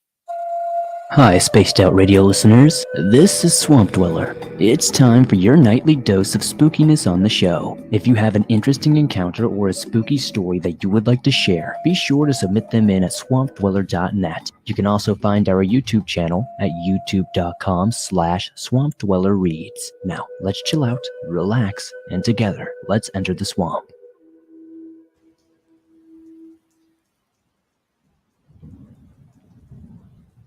A few years ago, my friends and I went on a 45-mile, 3-night kayaking trip down the Green River in Kentucky, which runs above the Mammoth Cave System, the world's most extended known cave system, for more than 400 miles of surveyed passageways. We brought everything we needed in our kayaks and one canoe. We had food, tents, water filtration, the whole likes. We had planned to camp each night on the riverbank when it started getting dark and we found level enough ground. The first night was rather uneventful, except to say that there was nothing like a wall of fireflies against our mountainous black tree line at night in the middle of nowhere, which was absolutely serene. On the second day around sunset, after a long day of kayaking and baking in the July heat, we came upon a stream on the bank that opened into a large ravine. As we discovered, the stream was a cave spring pouring out blue cold cave water in a lagoon about 30 feet wide, and so profound that the blue water turned black after a few feet. The lagoon had long sandy beaches, secluded by hills on either side, and a tall overhanging cliff behind and above us. It was beautiful, otherworldly peace. Time moved very slowly there, or so it seemed. We decided to camp there for the night. The sand was soft, white, and very fine, ideal for ground sleeping. The place deeply frightened me for some reason, but I didn't speak up. We were all tired and everyone was having fun. We built a small fire and enjoyed the stars through the leafy canopy for a while before everyone went to bed. I slept hard that night. At around 5 a.m. I woke up with the urge to relieve myself. It was still dark out, and I had the tent zipper about halfway opened and just popped my head out. I heard a loud, terrible roar or scream in the distance. I immediately recoiled back to the tent and zipped it closed, and I waited. The scream came from about 10 feet to my left, near the dwindling fire. It was high-pitched, but not like an owl's screech, although I'm not ruling that out. It was a wretched, pained scream that got lower-pitched at the end. Since we were in the middle of nowhere, Kentucky, it was most likely a fox, boar, or a bird. Whatever it was, I lay awake for an hour listening. I heard absolutely nothing else. Granted, we were on a soft beach, but I didn't hear a single twig snap or leaf crinkle when whatever it was finally shuffled away. It was truly bizarre. I should mention, at this time, that up the beach and off to the lagoon was a small dry cave opening. It was maybe 3 feet wide. I cannot say with any certainty that it was not some ancient, cave-dwelling creature that surfaced to investigate our camp. I somehow fell back asleep and awoke the following day shaken. I asked if my friends had heard the terrible scream, but apparently no one had. We pressed down the Green River some more. On the third night at dusk, we came upon a large rocky beach. We pulled our boats ashore and decided this would have to do, as we didn't want to go any further down and risk being stuck on the water at dark. This rocky beach was where the river split in two, and in the middle formed a collection of pale rocks, tall grass, and dried-out wood. A lonely pile of muck the size of a football field. The landmass was covered in jumping sand spiders and tiny frogs. Again, otherworldly. We set up camp, ate, and we all went to bed around the same time. I'm not sure how long it was silent for, maybe 20 or 30 minutes. I was asleep, as the others most likely were as well. Suddenly, my dream was interrupted by a booming, loud, mechanical wooden beat. I awoke and shot straight up. It was indeed the loudest thing I'd ever heard. It sounded like a massive bulldozer tearing down a colossal steel and wood building. Then came a boom, followed by its echo throughout the river valley. The animal shifted. The birds flew away. We were all awoken by the crash and yelling and confusion. Nothing but silence followed outside of our tents, and no one was particularly willing to shine a flashlight towards the woods. Eventually, we all decided it was just a falling tree and went back to sleep. The following day, I thought about it some more. It did not just sound like a tree falling. I must stress it, it had like a metallic quality to it, and it projected purposefully. It almost sounded like a roar. In the morning light, we found no evidence of anything out of the ordinary, nor any fallen trees that could have made such a loud sound. So we packed up and headed out onto the river one last time, and headed home. My friends and I still talk about that trip and all the weird things that happened. We even made the same kayak trip a couple of years later, and nothing out of the ordinary occurred. No mysterious forest noises, and to my disappointment, no weird creatures. Oh, the Swamp Dweller teasing us with another one here on Spaced Out Radio, and it has been great in listening to Swamp Stories each and every night here, Monday through Friday on Spaced Out Radio. Hey, if you want to listen to more, all you got to do is go on his YouTube channel. Go to youtube.com/Swamp Dweller Reads, and boom, you literally got thousands of stories for your listening entertainment if you love some great spookiness in your life. I listen literally every night after this show when I go to bed. Maybe that's why I don't sleep too well. I'm too spooked out, courtesy of Swamp Dweller. Well, speaking of spookiness, little Timmy Senor is about to stop in with the UFO report. Nobody's gonna know. They're gonna know.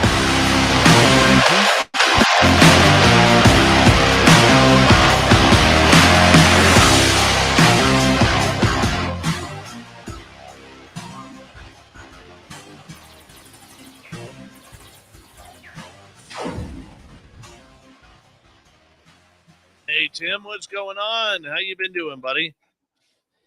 Hey, Dave, how's it going, bud?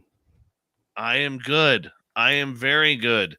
just getting ready for this UFO report and hanging on out. And you know what, man? I love guests like Ruger Ridge. I really do.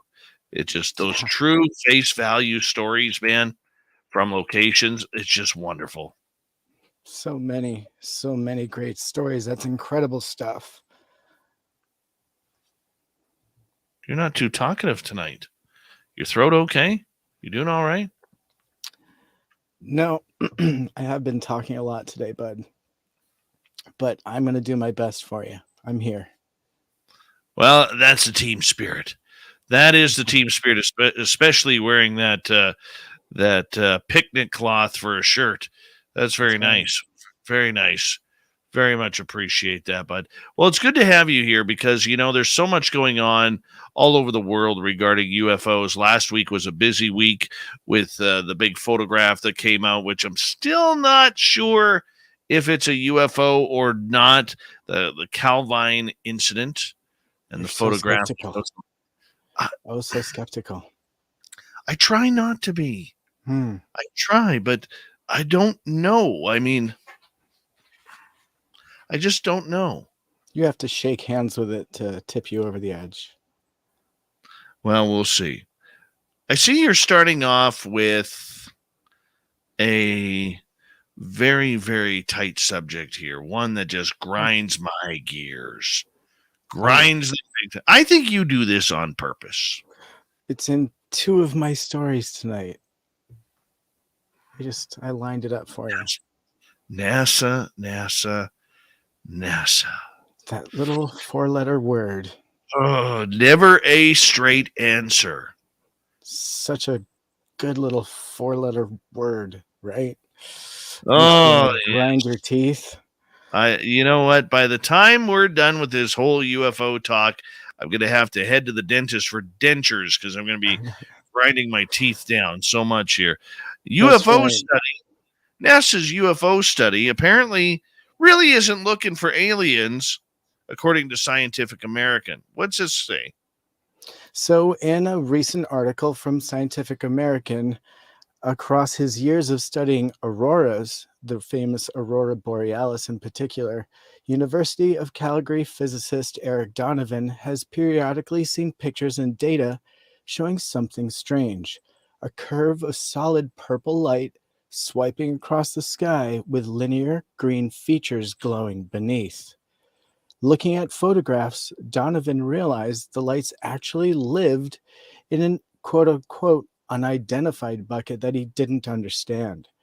They also didn't have a name, so he and the Aurora Chasers started calling the phenomenon Steve, after a name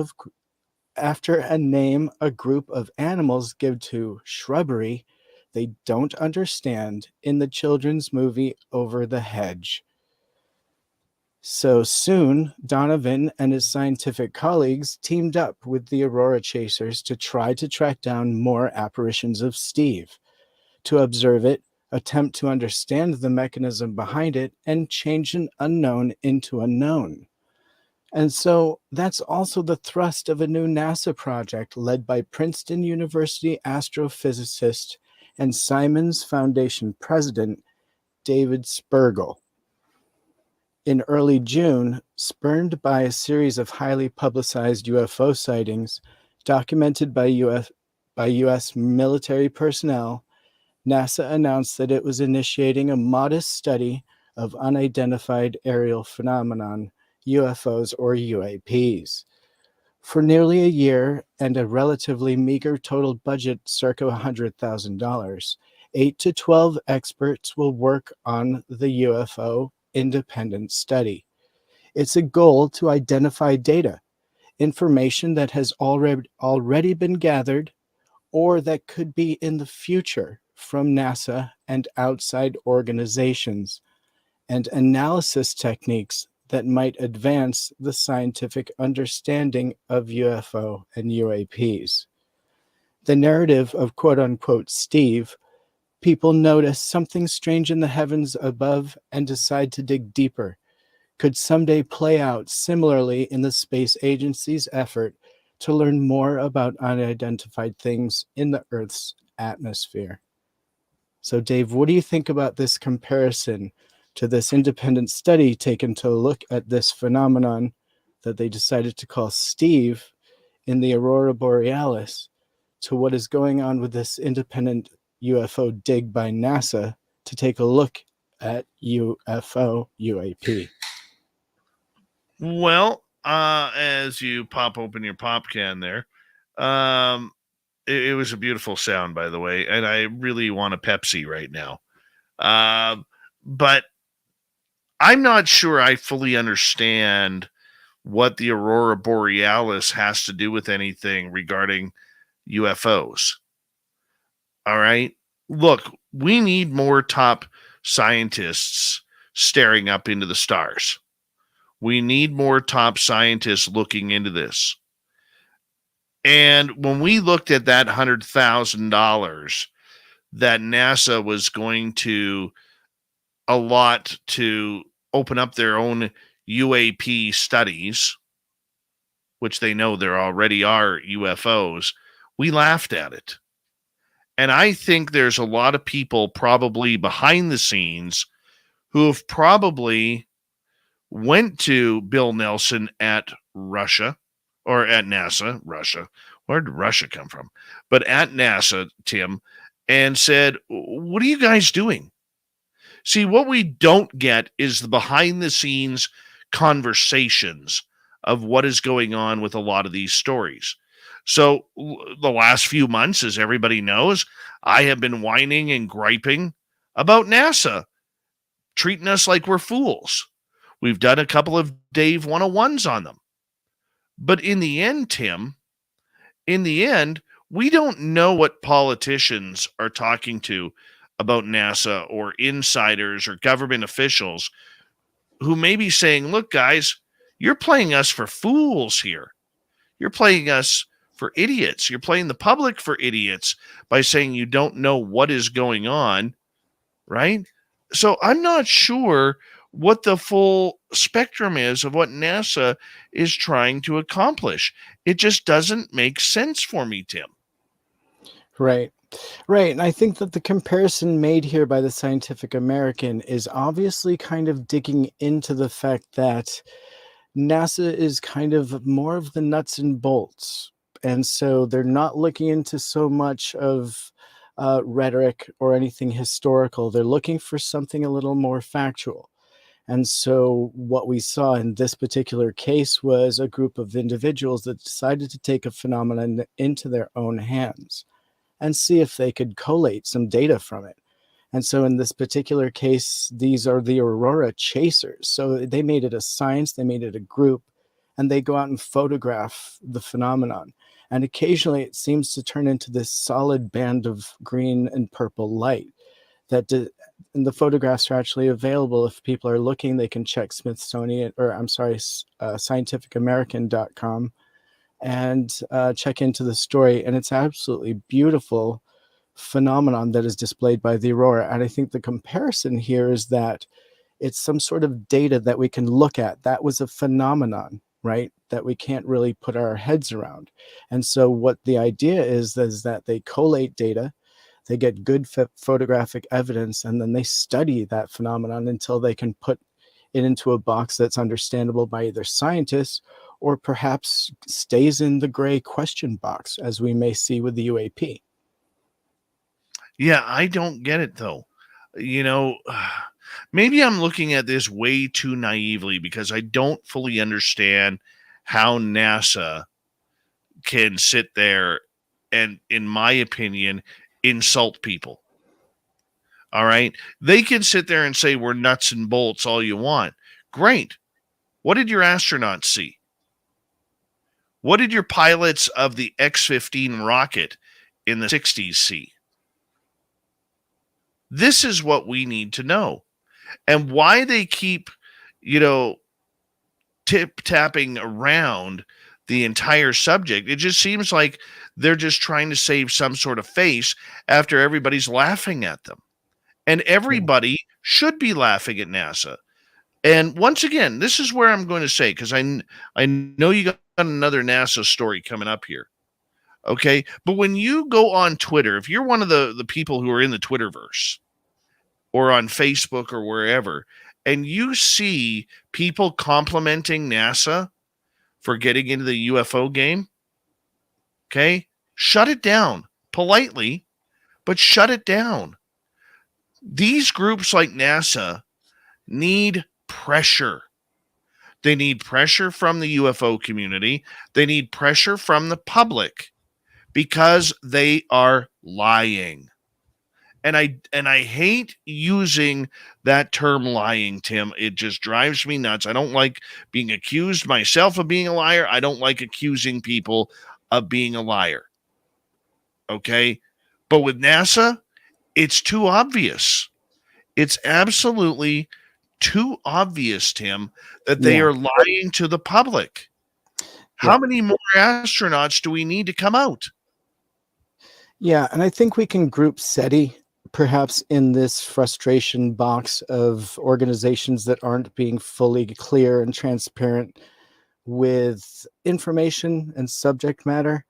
So keeping the focus on NASA, I like how you said you wonder what's going on behind the scenes at NASA, and that the public needs to put pressure on these organizations for transparency. I think that's absolutely true.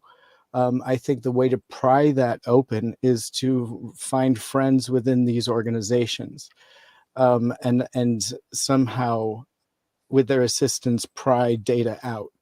And people that don't have NDAs can talk about things, right? But again, I completely understand your skepticism. I, however, am somebody that believes that there could still be some truth to their motive of looking for life outside of our solar system. I do feel like, or at least off planet. I do feel like NASA originally did get involved to look for that, the exploration of space. And I grew up with that understanding. And so I still have that dreamy star in my eye when I talk about NASA. So I reserve a special place for it. And I'm excited for the next story on NASA tonight. Well, so I'm excited about NASA too. Okay, I love NASA. I love watching rockets go into space, or growing up where, and I'm going to date myself here, but remember they used to haul in the television on the stand with the strap across the top, and we would watch the shuttle launches. Do you remember when the teacher went up? Yes, Krista McAuliffe. I watched that happen in class. Me too. Brutal. I remember our principal coming in, interrupting class with the television, and said, "We need to watch this because history has just been made." And that was the day the Challenger blew up. Yeah. I mean, we all, if you're a 70s kid, you watched that in school. You did. It was a big deal. And a 60s kid, I guess, as well. But I mean, the idea behind it, though, Tim, is this. We all love NASA on the front. We do. We love watching their rockets. We wait in anticipation to see humans walking on the moon or on Mars again. Because for many of us, that wasn't in our lifetime, right? It really wasn't. That's coming on 50 years. Wasn't in our lifetime. And the idea that we haven't done it again, we want to see it again. We want to see, NASA succeed in what they are supposed to do. I'm not interested in what the International Space Station and taking, hearing about the scientific experiments of taking rats up or plants or whatever. I understand the reasoning, but I want to see somebody walk on the moon or on Mars. And that excites me. But we also have to, call the ace of spades every now and again. And when you're lying to the public in the media and on social media, you have to be called out for it. You do. We're going to continue with NASA talk on the UFO report. Mr. Tim Senor is here, filling on in. We will be back with more Spaced Out Radio when we return for the final half hour next. There's nothing more that irks me than when you go on Twitter and you see all these UFO Twitter people who are smart people, okay, going, yay, NASA, great job, great going and getting into the UAP game, and all of this crap, right? I don't like that. I don't like that at all. You have to call them out. And I remember the other day, about a week ago, a guy did this, and I tweeted back. I said, no, don't cheer on NASA. Don't cheer them on for this. There's 60 years of secrets and lies and cover-ups. Okay, we can list the astronauts. It's all recorded. We can list the X-15 pilots, the Bell X-1 pilots. We can list them all. We don't need to praise NASA for something they've had exposure to for 65 years and are now playing dumb. Don't need it. And it bugs me, man. Hey, Hallie, how you doing, man? It bugs the living daylights out of me.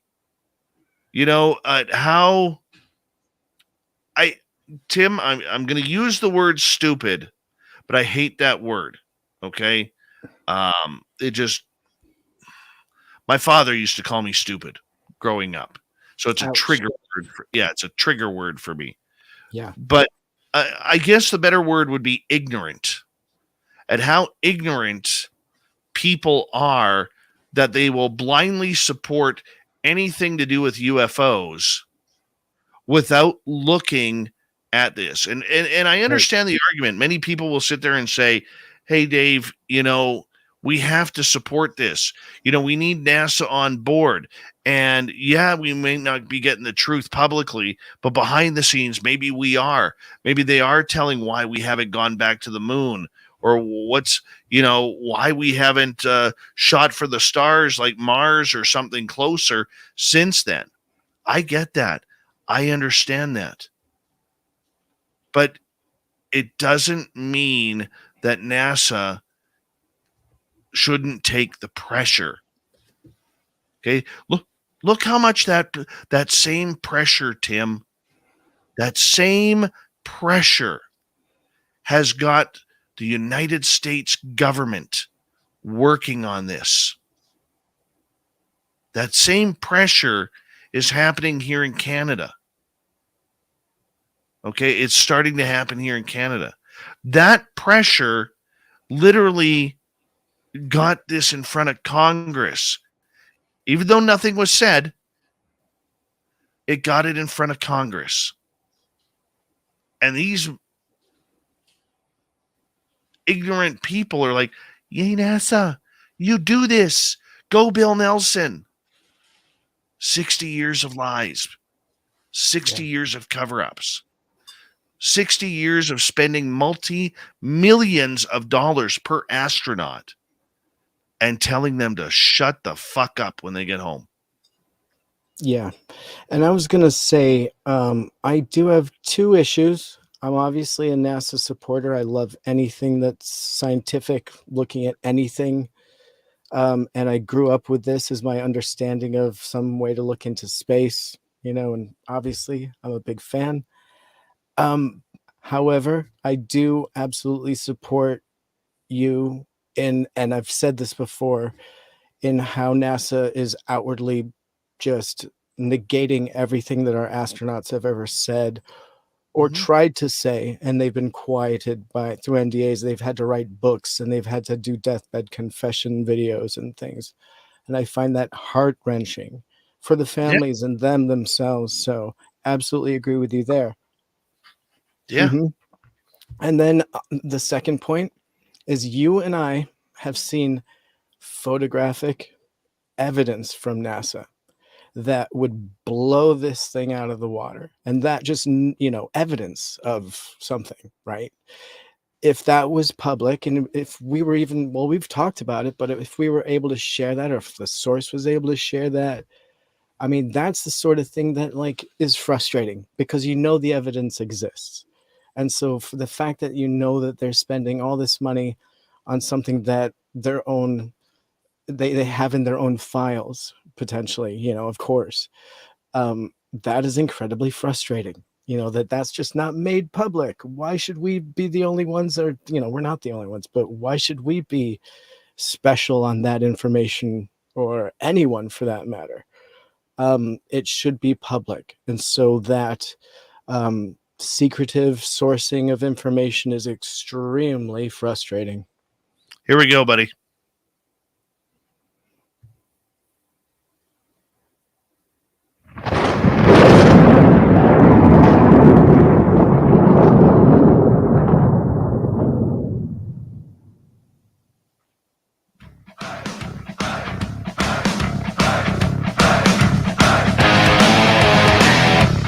At third, we're heading for home tonight on Spaced Out Radio. Thank you so much for joining us. Dave Scott's my name. Doing this radio thing is my game. All right, let's continue on here. Reminder to you that if you missed portions of this show or others, check out our free archives by going to youtube.com/Spaced Out Radio. Do old Davey the favor, hit that subscribe button. Our website, spacedoutradio.com. We have a plethora of features for you. Rock out to Bumblefoot, read Shirky Poo's Newswire, check out our swag as well. Follow us on Twitter at Spaced Out Radio, Instagram at Spaced Out Radio Show, and on TikTok at Spaced Out Radio. We continue on tonight with the UFO report. Little Timmy Senor is here, hanging on out, wearing his beautifully patched together picnic shirt. Yeah, you can imagine what it's like in Radioland, but it is gorgeous, you know? And let's continue on with NASA, my friend. Artemis 1 moon mission briefings and mega rocket rolled out this week. This is what I'm talking about. This is the stuff and the juice that I need to hear. I'm telling you, buddy, I am extremely excited. Couldn't wait to bring you this story from space.com. And so if you go to space.com, this is going to be the way to watch NASA's Artemis 1 moon mission briefings and mega rocket rollout this week. So 3 NASA Artemis 1 teleconferences and a mega rocket rollout webcast will showcase the moon mission from August 15th to August 18th. NASA's Artemis 1 moon mission is poised to launch a new era of U.S. lunar exploration this month. You can learn the science behind the flight and watch its towering rocket head to the launch pad in a series of webcasts this week. Artemis 1 is an uncrewed test flight of Massive Space Launch System, or SLS, mega rocket, and its Orion spacecraft, which NASA will use for crewed flights to the moon later this decade. The planned launch date for Artemis 1 is August 29th, with the 2nd and 5th of September as backup days. The rocket will roll to its pad on Tuesday, August 16th, which you'll be able to watch online for free on space.com, as well as NASA's website, NASA TV, and the NASA app. So, Dave, you know I'll be watching. Super excited. We're getting back into the moon race. I can't wait. Well, it should have been done a long time ago. All right. And whether it was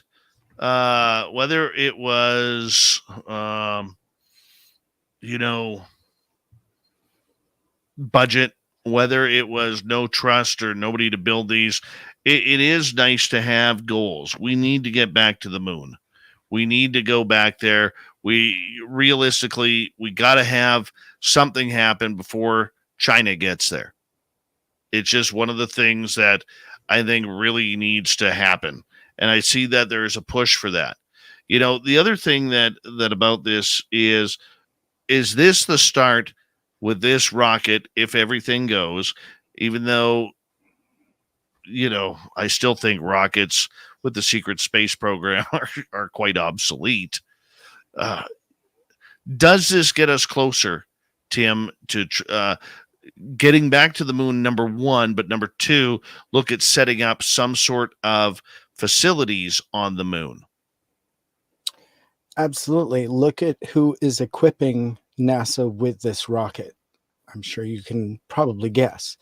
And so we know that there's already objectives on creating moon base alpha. And so once that takes place, they have somewhere to set up. We already have supposedly the technology to set up remote bases. So we could launch a rocket that lands and inflates basically a habitat that is livable. And so this was done by Bigelow. It's been done by a few other things, but we know SpaceX is obviously supplying the rockets, and their technology also has links for using the same batteries that are used by Tesla for moon cars. So the theory is that we could have moon base alpha through Z and just cruise with our electric powered cars from base to base. And, it's going to be KFC and Starbucks and whatever you like up there at some point. I do feel like that is our, big plan. Somebody at some point said that there's already talk of the first McDonald's on the moon. So who knows what the future holds? I think this is definitely the first step, and the next decade's going to show it. As long as I'm not going until they get a Taco Bell. I'm not going until they get a Taco Bell up there. Once they get a Taco Bell, up on them, I know everything is going to be safe. You're hilarious with the TB. I love it, man. Stick to your guns.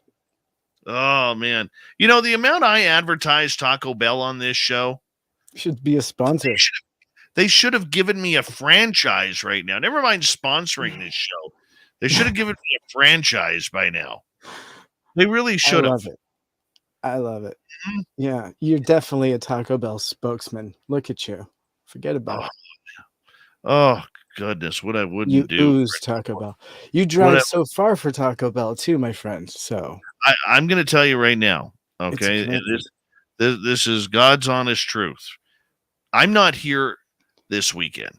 I'm going to my nephew's wedding, and then on Saturday, and then on Sunday, I am my daughter's having a gender reveal party for our grandchild that will be born in December, my first one. Fun. And I'm telling you right now, on the way down, there's a Taco Bell. And my nephew's, who's getting married, is very, very gaseous. So there is nothing more that I'm going to enjoy than sit there at his wedding in front of all the family and friends, and then I'm going to make him pay the price.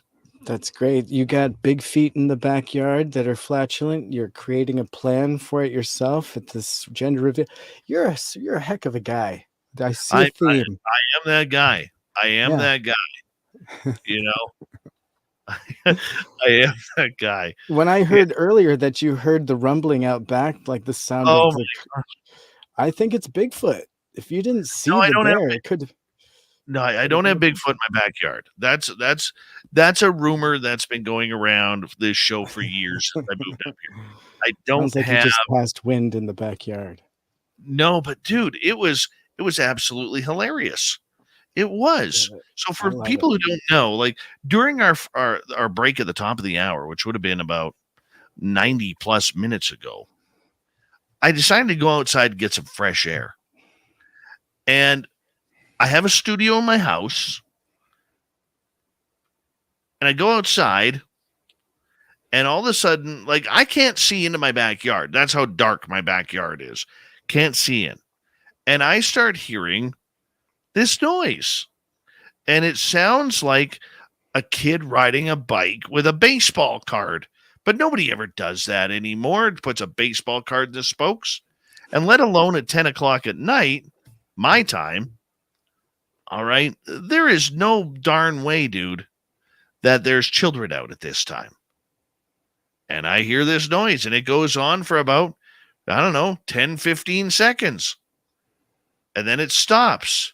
And then the next one started and it stops. And then this little one happens.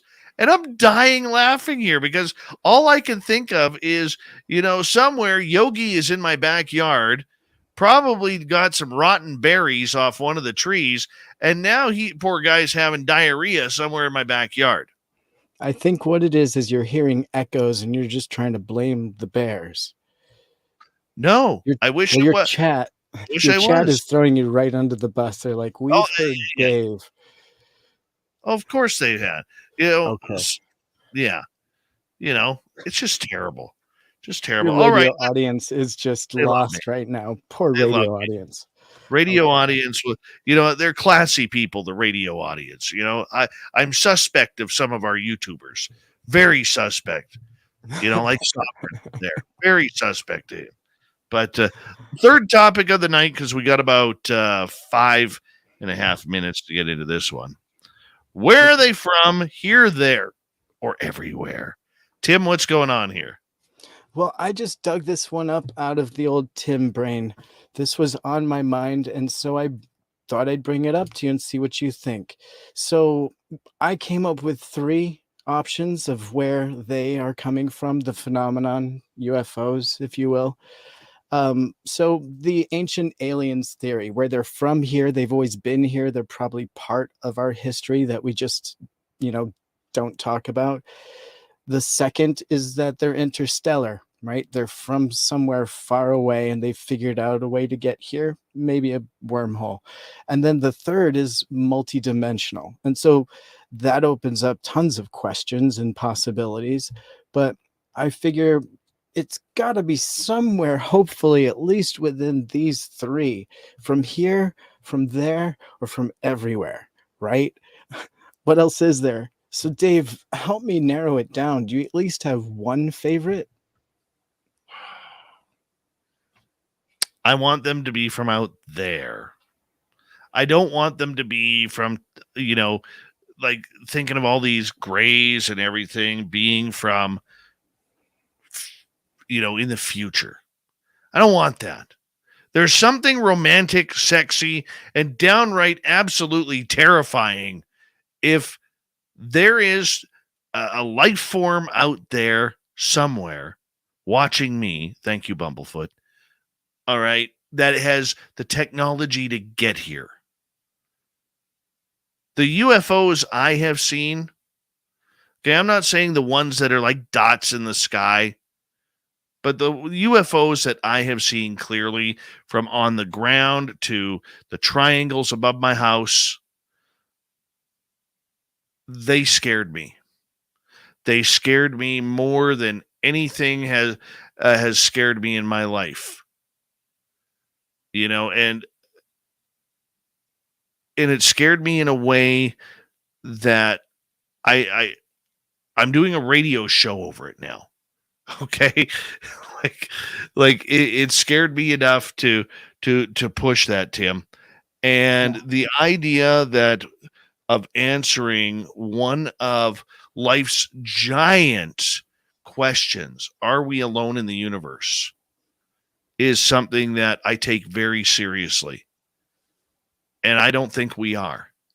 I don't think we're alone in our universe. I don't think we're alone in our own solar system. And I think that's where I want to focus. I think at times we've complicated it a little too much because we hear inner Earth, we hear different dimensions, we hear time travelers, and that's just my opinion, right? Yeah. I mean, why wouldn't we be scared over that topic? That if there is some other humanoid being that can get here from Zeta Reticuli or the Pleiades or Alpha Centauri or any constellation out there, Orion, that can get here, at the snap of a finger or whatever it takes them, that to me is scary. I don't know if it's in a good way or a bad way yet. I'm hoping a good, but we don't know. Right.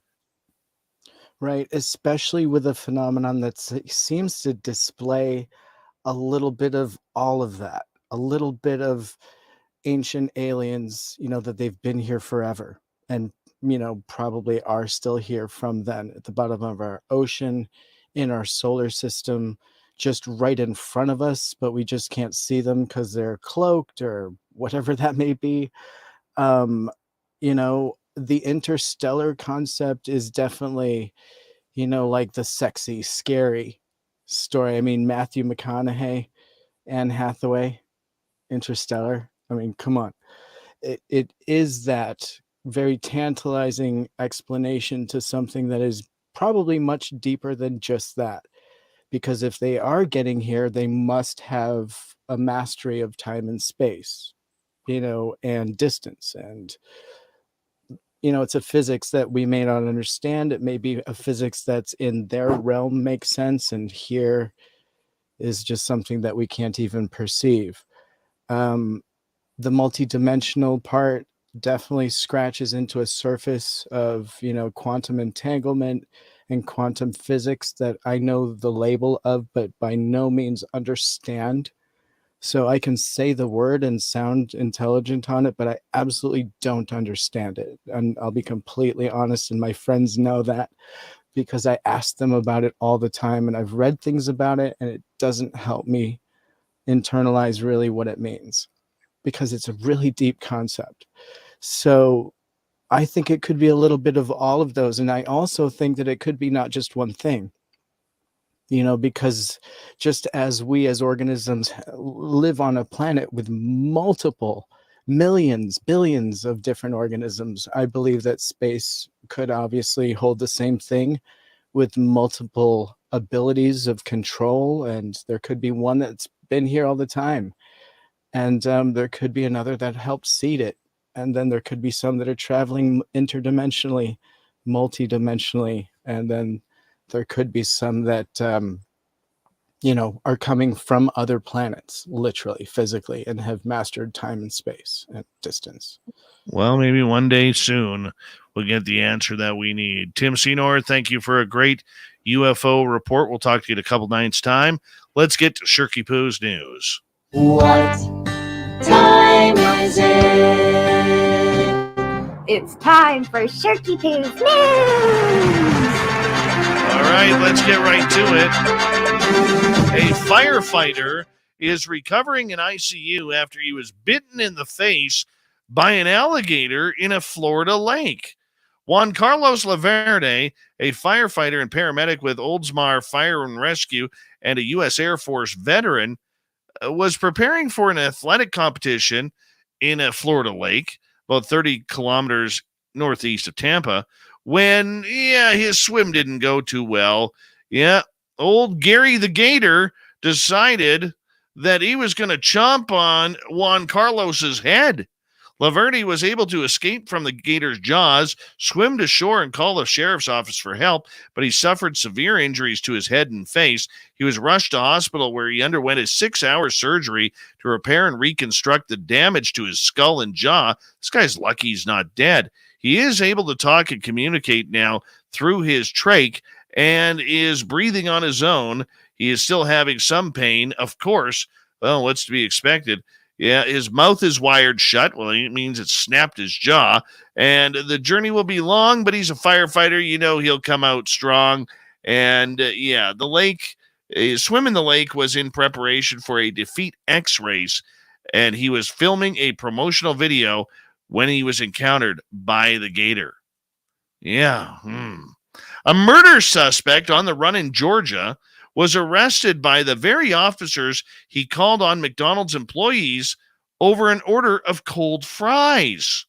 You can't make this up. Antoine Sims, 24-year-old, got into an argument with workers at this McDonald's in Kennesaw, Georgia, because, the food he was waiting for got cold. Both Sims and the manager called 911 about the so-called French fry emergency. When police arrived, Sim explained that he and his fiancée were waiting for their order, but it was taking too long. So he asked the cashier about his food, which was sitting on the counter getting cold. They're lukewarm, he screamed. They're not even hot. Sims was heard telling officers in body cam footage obtained by the media, I just asked if we could get some fresh fries. An employee ordered Sims a refund, but he refused. McDonald's staffers, however, alleged that Sims threatened and cursed at them. I don't ever want him back here, the restaurant owner said. I mean, dude's obviously on probation, got an ankle bracelet on. The owner asked that Sims be issued a criminal trespass warning, and upon searching his name in their database, well, they find out that he is on arrest for a murder charge. Sims fled after realizing he was about to get busted and was caught at a nearby apartment complex. Of course, tasers were used. Yeah. Gotta love these criminals. You know, here's one. Every now and again, a story disturbs me, and this is one of them. A child protective services employee in Texas has been fired, and rightfully so, for allegedly encouraging a 14-year-old girl to become a prostitute. Keisha Baisley, a Houston mother of 9, sought help from CPS because the teen was running away and causing trouble at school. My daughter told me that the worker had been telling her she should do these things, so she said she decided to video her. Baisley said the video shows the girl telling the CPS employee that she wants food, and in response, the worker tells the team to be a prostitute. Who does this to a child? If me, the parent, was to do something like this to my child, I would be bashed, Baisley said. I would be called a horrible parent. I would lose my kids. Family law attorney Mike Schneider is looking into this and may take court action, as they should. And finally tonight, we got to end with Florida man, don't we? Yeah, I think we do. But this time, Florida woman. A Florida woman was arrested this past weekend after allegedly hurling a piece of meat at her boyfriend of 20 years during a fight. Rochelle Wright is faced with domestic assault with the steak because why? Well, Wright and the male victim, whom she's been in a relationship for 2 decades, share a child, got into an argument while they were intoxicated. Wright became angry and threw a piece of uncut steak at the man while he was sitting on a chair. The steak missed him, hit the armrest and the wall directly behind him, leaving terrible stains, which she needed to be arrested for. We got Mr. Ron Bumblefoot Thaw rocking in the background with Little Brother is Watching. Bumblefoot is the official music of Spaced Out Radio, rocking us in and out of every single show. Get your horns up for the guitar god himself. Special thanks to everybody listening in at home, at work, in your cars, wherever you may be. Thank you to everyone in our chat rooms tonight. YouTube, Twitch, Spreaker, LGAP, Facebook, the Space Travelers Club, and on Twitter at hashtag Spaced Out Radio. I know you're out there somewhere. Remember, this show is copyright. It's Spaced Out Radio and SOR Media Ventures Limited. Thank you so much for choosing to share your evening with us, because together, my friends, we're watching. We own the night. Mr. Bumblefoot, we need a favor. We need you to take us home. I know you're out there somewhere watching me. Yes, the Woo train has docked for the night. But soon, my friends, we shall ride again. Your seats are always available. Your tickets never expire. And if you want to bring a friend, we've got room for them too. Just don't throw any steak at them. Good night.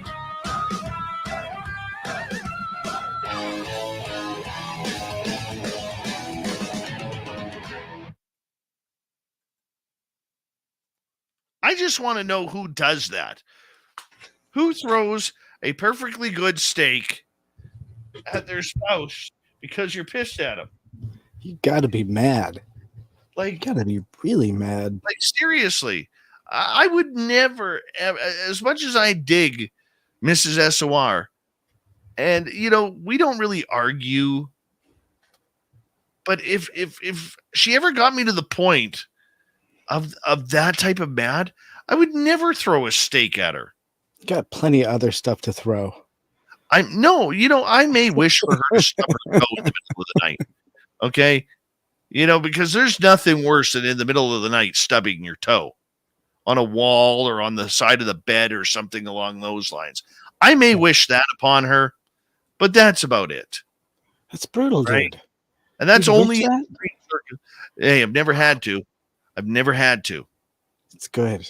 It's good. And you're saying that publicly, so that's really good. Yeah. Yeah, Well, keep it real there, buddy. Pretty lucky dude, man. She's only a door away. Keep that in mind. No, right now she's 3 doors away. So I'm okay right now. All right. And hopefully she's not listening. I'm in a soundproof room. Oh, yeah. Does she listen to your show? No, she's one of these get up early kind of people. Yeah. Yeah. So like by the time, tomorrow morning, by the time I get up, she's already on her way to work, right? Or at work or whatever. She's one of those early people. I don't get those people. It's tough, man. I get up early, but I do your show late. I just don't sleep a lot. I'm like a 3 to 4 hour, maybe 5 hours. See, that's perfect. That's all you need. Yeah. Yeah. I'm young and virile. Forget about it. So how did Waspocalypse go? Hasn't happened yet. Oh, dude. I'm going to be waiting. Film it. It may happen Thursday. I have an interview to do with Bigfoot Michigan Rob at 10 a.m. on Thursday. So it may happen then. But I after that interview. Yeah. Yeah. But I don't know. Your audience is asking about my mic. I think I use the same as you. Are you on a Shure? Yes. Yeah. SB7D or SM7B. I have I have that one upstairs in the new studio. Drum roll, please. I have a new studio. Did you do one? You were talking about. I do. I just have to do the background, which is wood. I'm putting together some wood. Nice. I know that sounds complicated and it's not, but yeah. So that one has that mic. This is the under, I don't know which one this exactly is, but it's the other Shure mic that is available. The other one. Mm-hmm. But yeah, they're both great. Shure mics are great. Any mic is great. Really? Yeah, good. So what else is new, Uncle Timmy? My head has been in this space just editing, making cuts, searching through lots of stuff, found some amazing footage I didn't know I had from up at Blind Frog Ranch. I'm just sorting that little doc out, and I'm about ready to put a bunch of raw footage on Anonymous Rex sometime here in the next few days. So if you're not subscribed to my channel, go ahead and do that. I'm going to be putting a bunch of raw footage out, hours and hours of raw footage. So that'll be fun to look at. I think it's great. I mean, if it's terrible, I will throw a steak at you. I'm aware of that. Yeah. Steak on the ready. Yeah, I wouldn't throw a steak. I would throw a party. There you go. People love parties thrown at them. Throw a trout at you or a crayfish. I would survive that. That's fine. I may do that. Yeah. You guys are great. I love it. It's only a sign that shows I care, right? That's right. That's right. Hey, so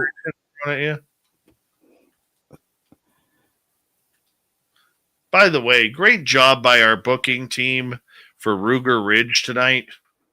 That was a hell of a show. It really was. Yeah. He sounds like he's got a great space there that he's getting data from. That's amazing. I know, like literally makes me want to go to Missouri and hang out with them there. But I How would also you like, feel knowing that? How would you feel knowing that that was going on around you, though? well, Kind of see, creepy, right? well, technically I've gone through that, Tim. When my former friends owned the 10-acre property in Mission, British Columbia, they had all that stuff going on, if not more. I just feel he had. I'm sure those who are a little intuitive would agree with me on this. He has a lot more going on there than what he knows. A lot more going on. Do you think that you're kind of switched on at some point? Some people are, some people aren't, and it can it come to you like in a dream? Can it come to you like physically? Do you have to have an experience? Is it near death? Is it chemistry? Like, how do you get switched on to be able to see or hear, experience this stuff? Do you think? I think the phenomena picks you. Phenomena absolutely picks you. Right? Hmm. And that's what it's all about. Is it genetics? Could be Or for is some. it- I don't think it is. I don't think it has anything to do with Rh negative blood. I'm But Rh. why is it heretical? That I don't know. I don't know. Yeah. So many questions, so few answers. It's a tough one. But that's why, you know what? I've said it before, and I am repeating and quoting someone else, Brandon Fugel in particular. He said that the phenomenon itself, the study of and science of, is the greatest adventure of our lifetime. At least our generation. I think he's probably right. The greatest scientific adventure. And I'm excited to just be a part of it, a tiny little part of it. And the little bit of experience that I've had has been extremely exciting and eye-opening. So, Dude, for anyone that's skeptical or kind of like not sure, get out there on an investigation with other people that know what they're doing in a location that's proved itself, and just wait. I took skeptics with me, and all but one of them had an experience, and that's nothing to do with me necessarily or whatever. It was just the location and the time. Greg O'Brien. That's what it is.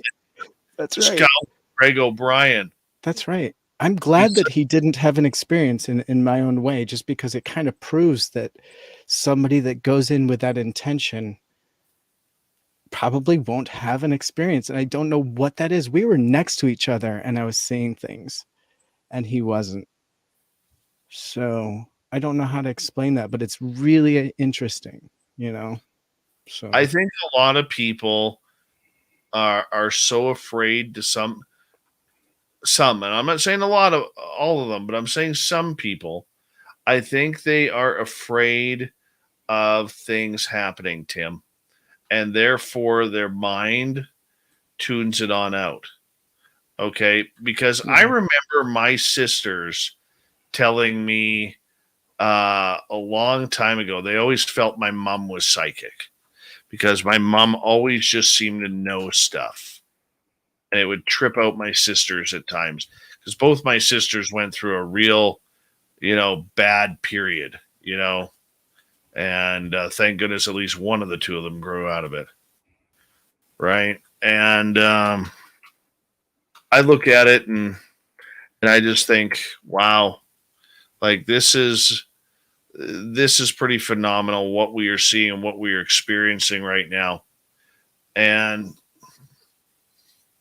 I think the phenomena just picks and chooses. And if you are afraid of the phenomena, even if you say you don't, or you're so blindly skeptical of the phenomena, I don't think the phenomena will show up to you. It's like you're putting up those blockages, right?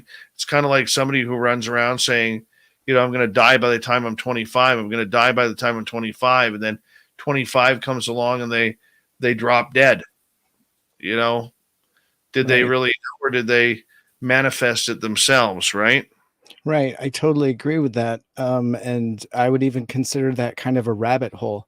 And you see some people go further down that rabbit hole of either skepticism or belief without real evidence. Like, let's say there's a skeptic and a believer standing next to each other and they both witness a light in the sky. The skeptic will explain it away to the point of him being able to compartmentalize that into his box of understanding. Whereas the believer will instantly perhaps think that that is something special and then find ways to prove that it's special. And I think Well, that that is an interesting psychology of this in itself. I mean, that is an interesting objective point of data, just to see those two interpretations next to each other from the same piece of information. look, I claim that I have seen 140 UFOs, approximately. I don't know if they are or not. They're unidentified to me. That's why I can say that I've seen 140 UFOs. I don't know whether some of those dots in the sky that I saw flying in formation or expanding their light above my house, and it always seemed to be above my house, why that was happening. I'm not a scientific guy, but I can tell you this. Things I have seen do make me wonder. Right. Well, here's the thing that I've noticed about the phenomenon, at least in my personal experience. It's been very obvious that it's not something mundane. It's not just a flash. It's not just a group of lights. It's like things doing something to prove, for whatever reason it is, because every time it's something different, something to prove to me with data from more than one source of collection of data. And that's just me. I mean, I need to see it from more than one angle. I need to see if there's any radiation spike or any EM spike. I can't just live off of one person's experience as a flash in the sky, because I know how satellites can reflect so easily. And I've seen it myself and been like, wow, I wanted that to happen and it just happened. Did I have a mental interaction? Well, no, it was just timing. I'd been watching it, and I hate saying that, because part of me really wants to think that there's something special, and there is an element out there. Yes, and I know where you're going. There is that 2 to 5% of everything that I've seen and you've seen that is legitimately something else. So yes, Those photos that you and I have seen, okay, there was something very scary about that to me. It wasn't the photos that are scary. Okay, and for people knowing, Tim and I were privately shown some photographs which are allegedly of NASA in space with UFOs flying. And what scares me the most about those photos, Tim, is the blue lights on the UFOs, because that blue, I've seen that blue with my own eyes. And can we say one more thing about how there was 2 photos, right? But two different. No, yeah, they're very convincing. Let's just say, yeah, like it's real. So I can't give you how I got them, where I got them from, who I got them from, what they are about. right. Because But you can they're very obvious. Just you very don't even need tells a great story. But back to the other subject, I just feel like the phenomenon does rear its head in such strange ways that never repeating itself. Also, I find that incredibly frustrating. But I do feel like hotspots are a real thing. I had and have a location here in Oregon that is semi-undisclosed that yields me data almost every single time I go. And I mean, like, from multiple data points, one time even from out of the water, and like very convincing data. And then recently I took a whole team out and we all had experiences with the phenomenon that was all different, but we had multiple data collection sources going at the same time. So it was very, you can sink your teeth into that. That's something that you can review and share with your peers. And so we're looking forward to that. That's happening in days, just in days. So hang in there with me. But Dave was part of that. We had lots of outside sources that we were bringing in. But Dave, I mean, you had a really great experience with us where you were able to bring something into our cameras to record it. I mean, this is all part of the phenomena. Was it coincidence? Was it, I didn't know that I called Terry Hall at 11:11 in the evening. Yeah, Gentry Anderson made a point to bring that up. That is something that she always notices. Earlier too. And I didn't know. All I knew is that there was pressure on in my head and I had to say something to Terry. Right. And was there something ominous about it that made you feel that it was potentially scary? What was it about it that made you choose that word as your adjective to describe this? Just because you knew we were there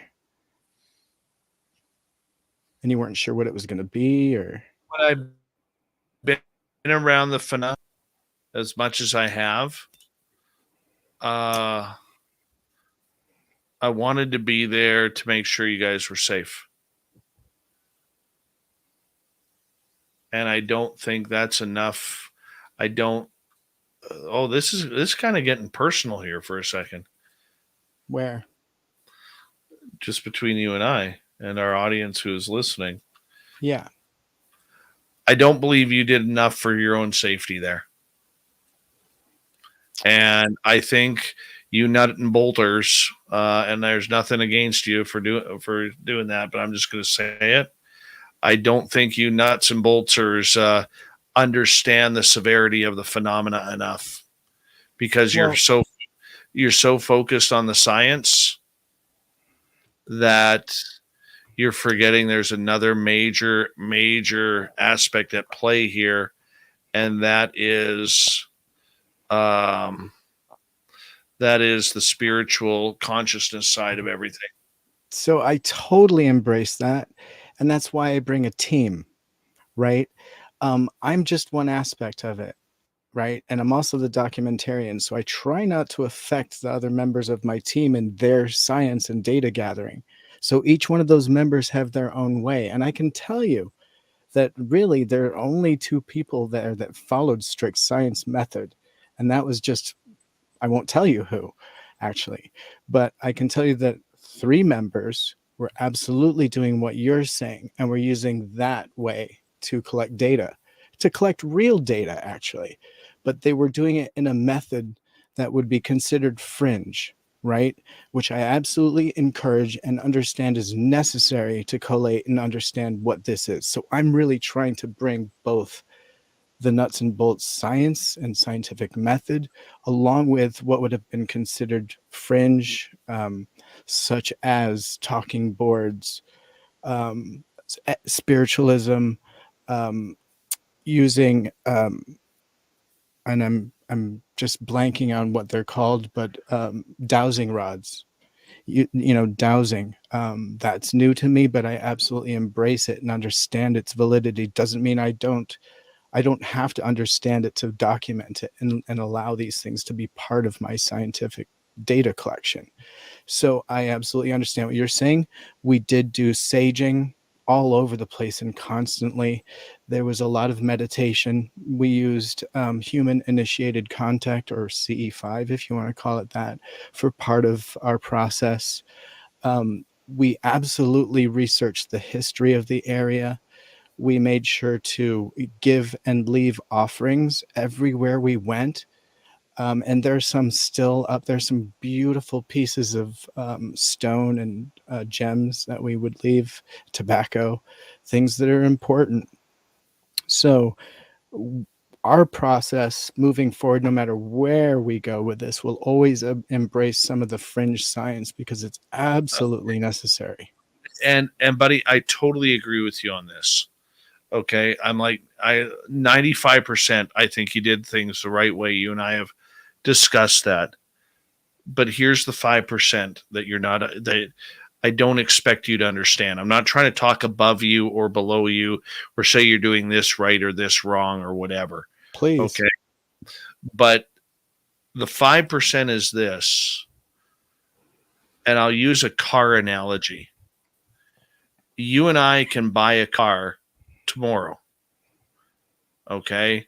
We know how to start the car. We know how to turn the air conditioning on. We know how to use the radio, how to program our cell phone in. We know how to check the lights due to the manual for all the engine lights that'll come on. We know how to pop the trunk. We know how to put air in a tire. We know how to check the oil and the transmission fluid and the windshield wiper fluid. Okay. We don't know how to fix the car. Okay. Right. We don't know how to fix that little piece in the transmission that goes snap. Absolutely. We don't know how to fix the wiring that controls all the computers on the car. We don't know how to fix the engine.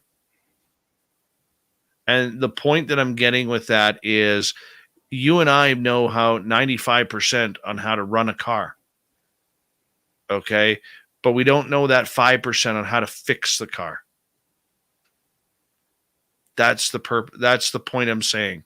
If you brought in somebody like a Samantha Mowat or a Dave Scott, and you bring in 2-3 of these people or 4 of these people who just know, Tim, and it is the most unscientific answer I can give you, buddy.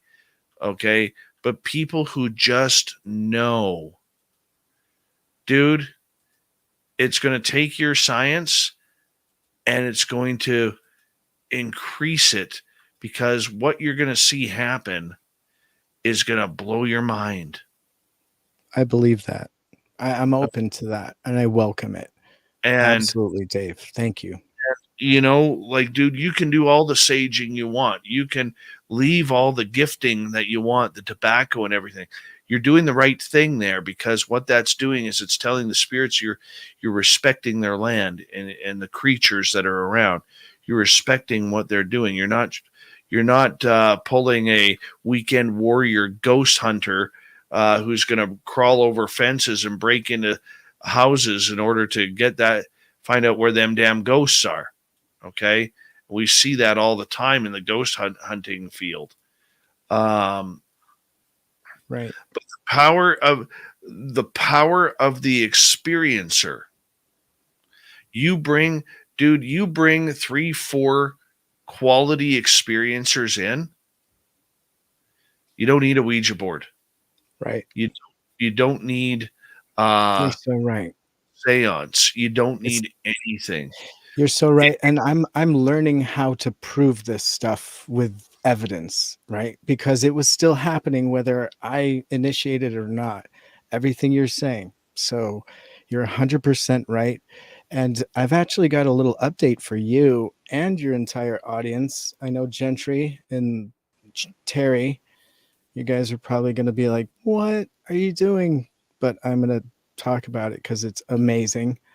We got news today. Terry got news today. All right, Terry, I'm going to talk about the snake, buddy. So I hope you're not too bummed, but this is amazing news. So, well, wait until Terry responds first. Let's see. Yeah, go ahead and just give me a thumbs up or thumbs down in the chat, Terry.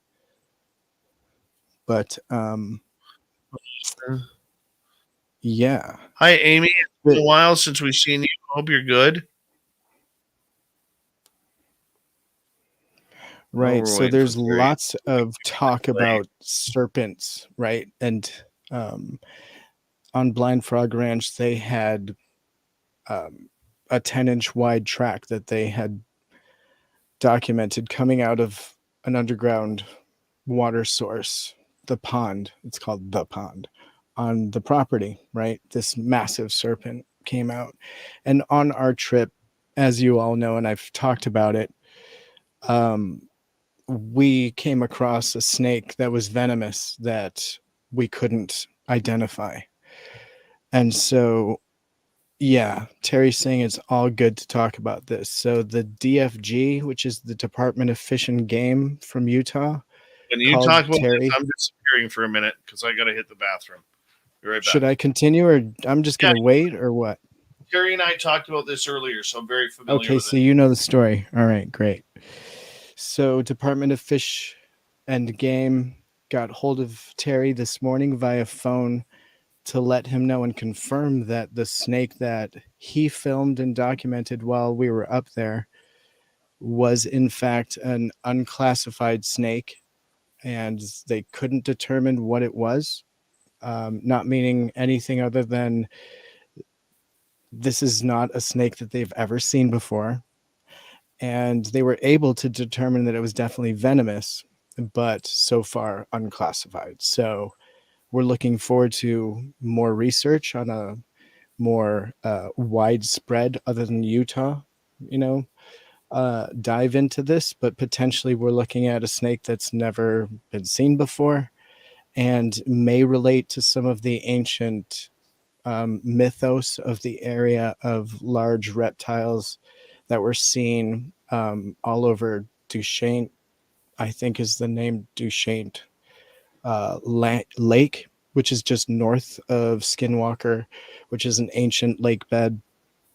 And then obviously Blind Frog Ranch and that whole area where we were, because we discovered, the same thing. So it's obviously something that is in the underground cave system, which is kind of the theory that is going right now, since it's a translucent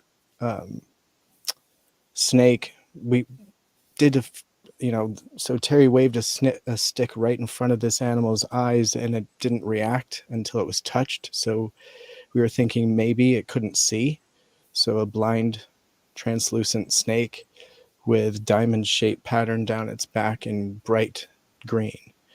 So that's the description. And just very interesting. We are going back there. We will be back there the 7th through the 12th of September.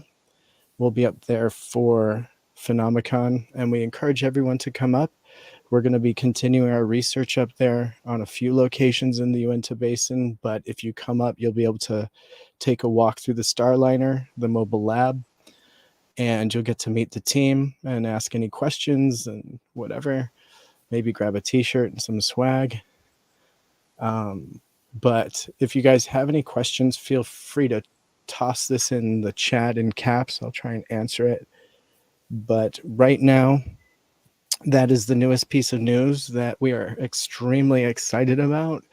Not just the fact that it's a brand new species potentially, which is massive, but also the way it fits right into the story that we are working so hard on with this ancient serpentine story that seems to be an important mythos to the area. And for us to discover that directly is just amazing. One interesting side note, one of the snake tracks that we documented actually was a single track that came out into the road and then very clearly split into a Y. So a single track just split off into two in the dirt, just very obviously two very clear snake tracks. And so that was also a head scratcher, that we brought up at the same time as we brought that information to the DFG. So just interesting stuff going on up in that Uinta Basin. And so just another little nugget of fact that we are uncovering. And so I see Tracy Banna. Did he see that alien in a picture or a live stream? What alien? Let's see. Yeah, Phenomenon, come on up. You guys will have fun. Let's see who else we have here. Cashew Gesundheit. Gentry, what's up? Diamond-shaped scales. Yep, she's absolutely right. Why not test the phenomenon right now? Tim asked Dave what number he's thinking about from 1 to 10. Raz always with the good ideas. I take a lot of Raz's advice, everybody, so you should too. Let's see.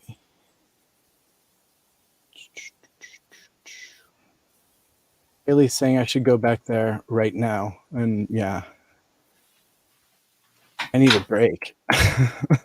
You're doing great. You're Yeah. doing great. Right on.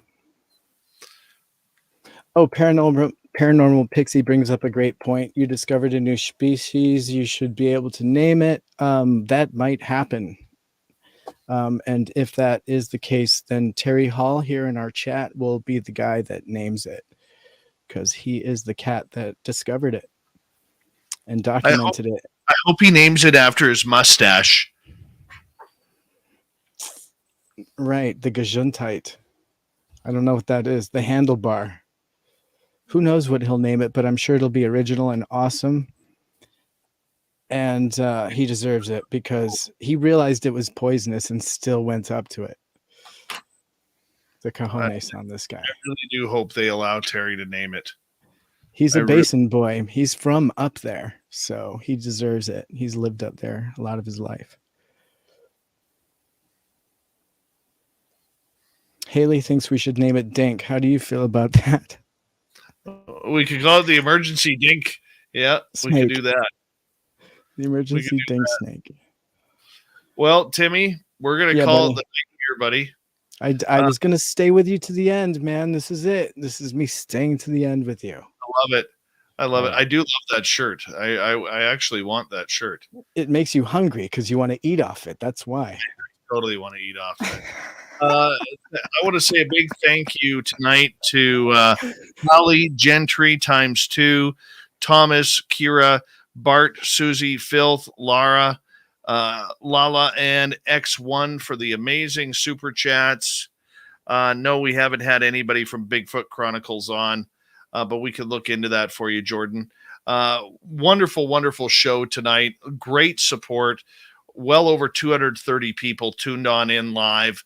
Our numbers just keep going up and up, and it's just amazing to watch. Tomorrow night on the show, Erie, Florida is the topic with investigator and author Mark Muncy. We're going to be getting into all sorts of legendary beasts and hauntings in the dark history of Florida over the last 30 years. It's going to be a lot of fun tomorrow night, guys. Another great power guest. Super Duke will be with us for the Cryptid Report. We're going to have a great time. Tim, we'll see you later, my friend. See you later, my beautiful audience. We'll talk to you all tomorrow night.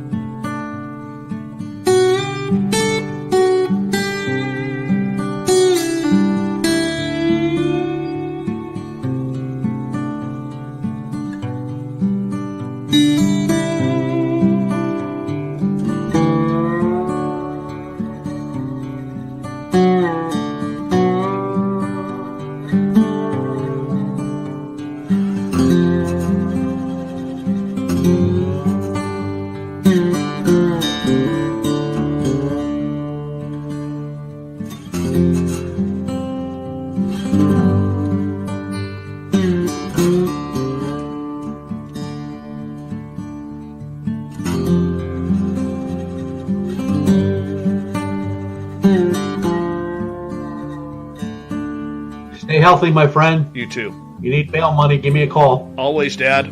Take care. You too.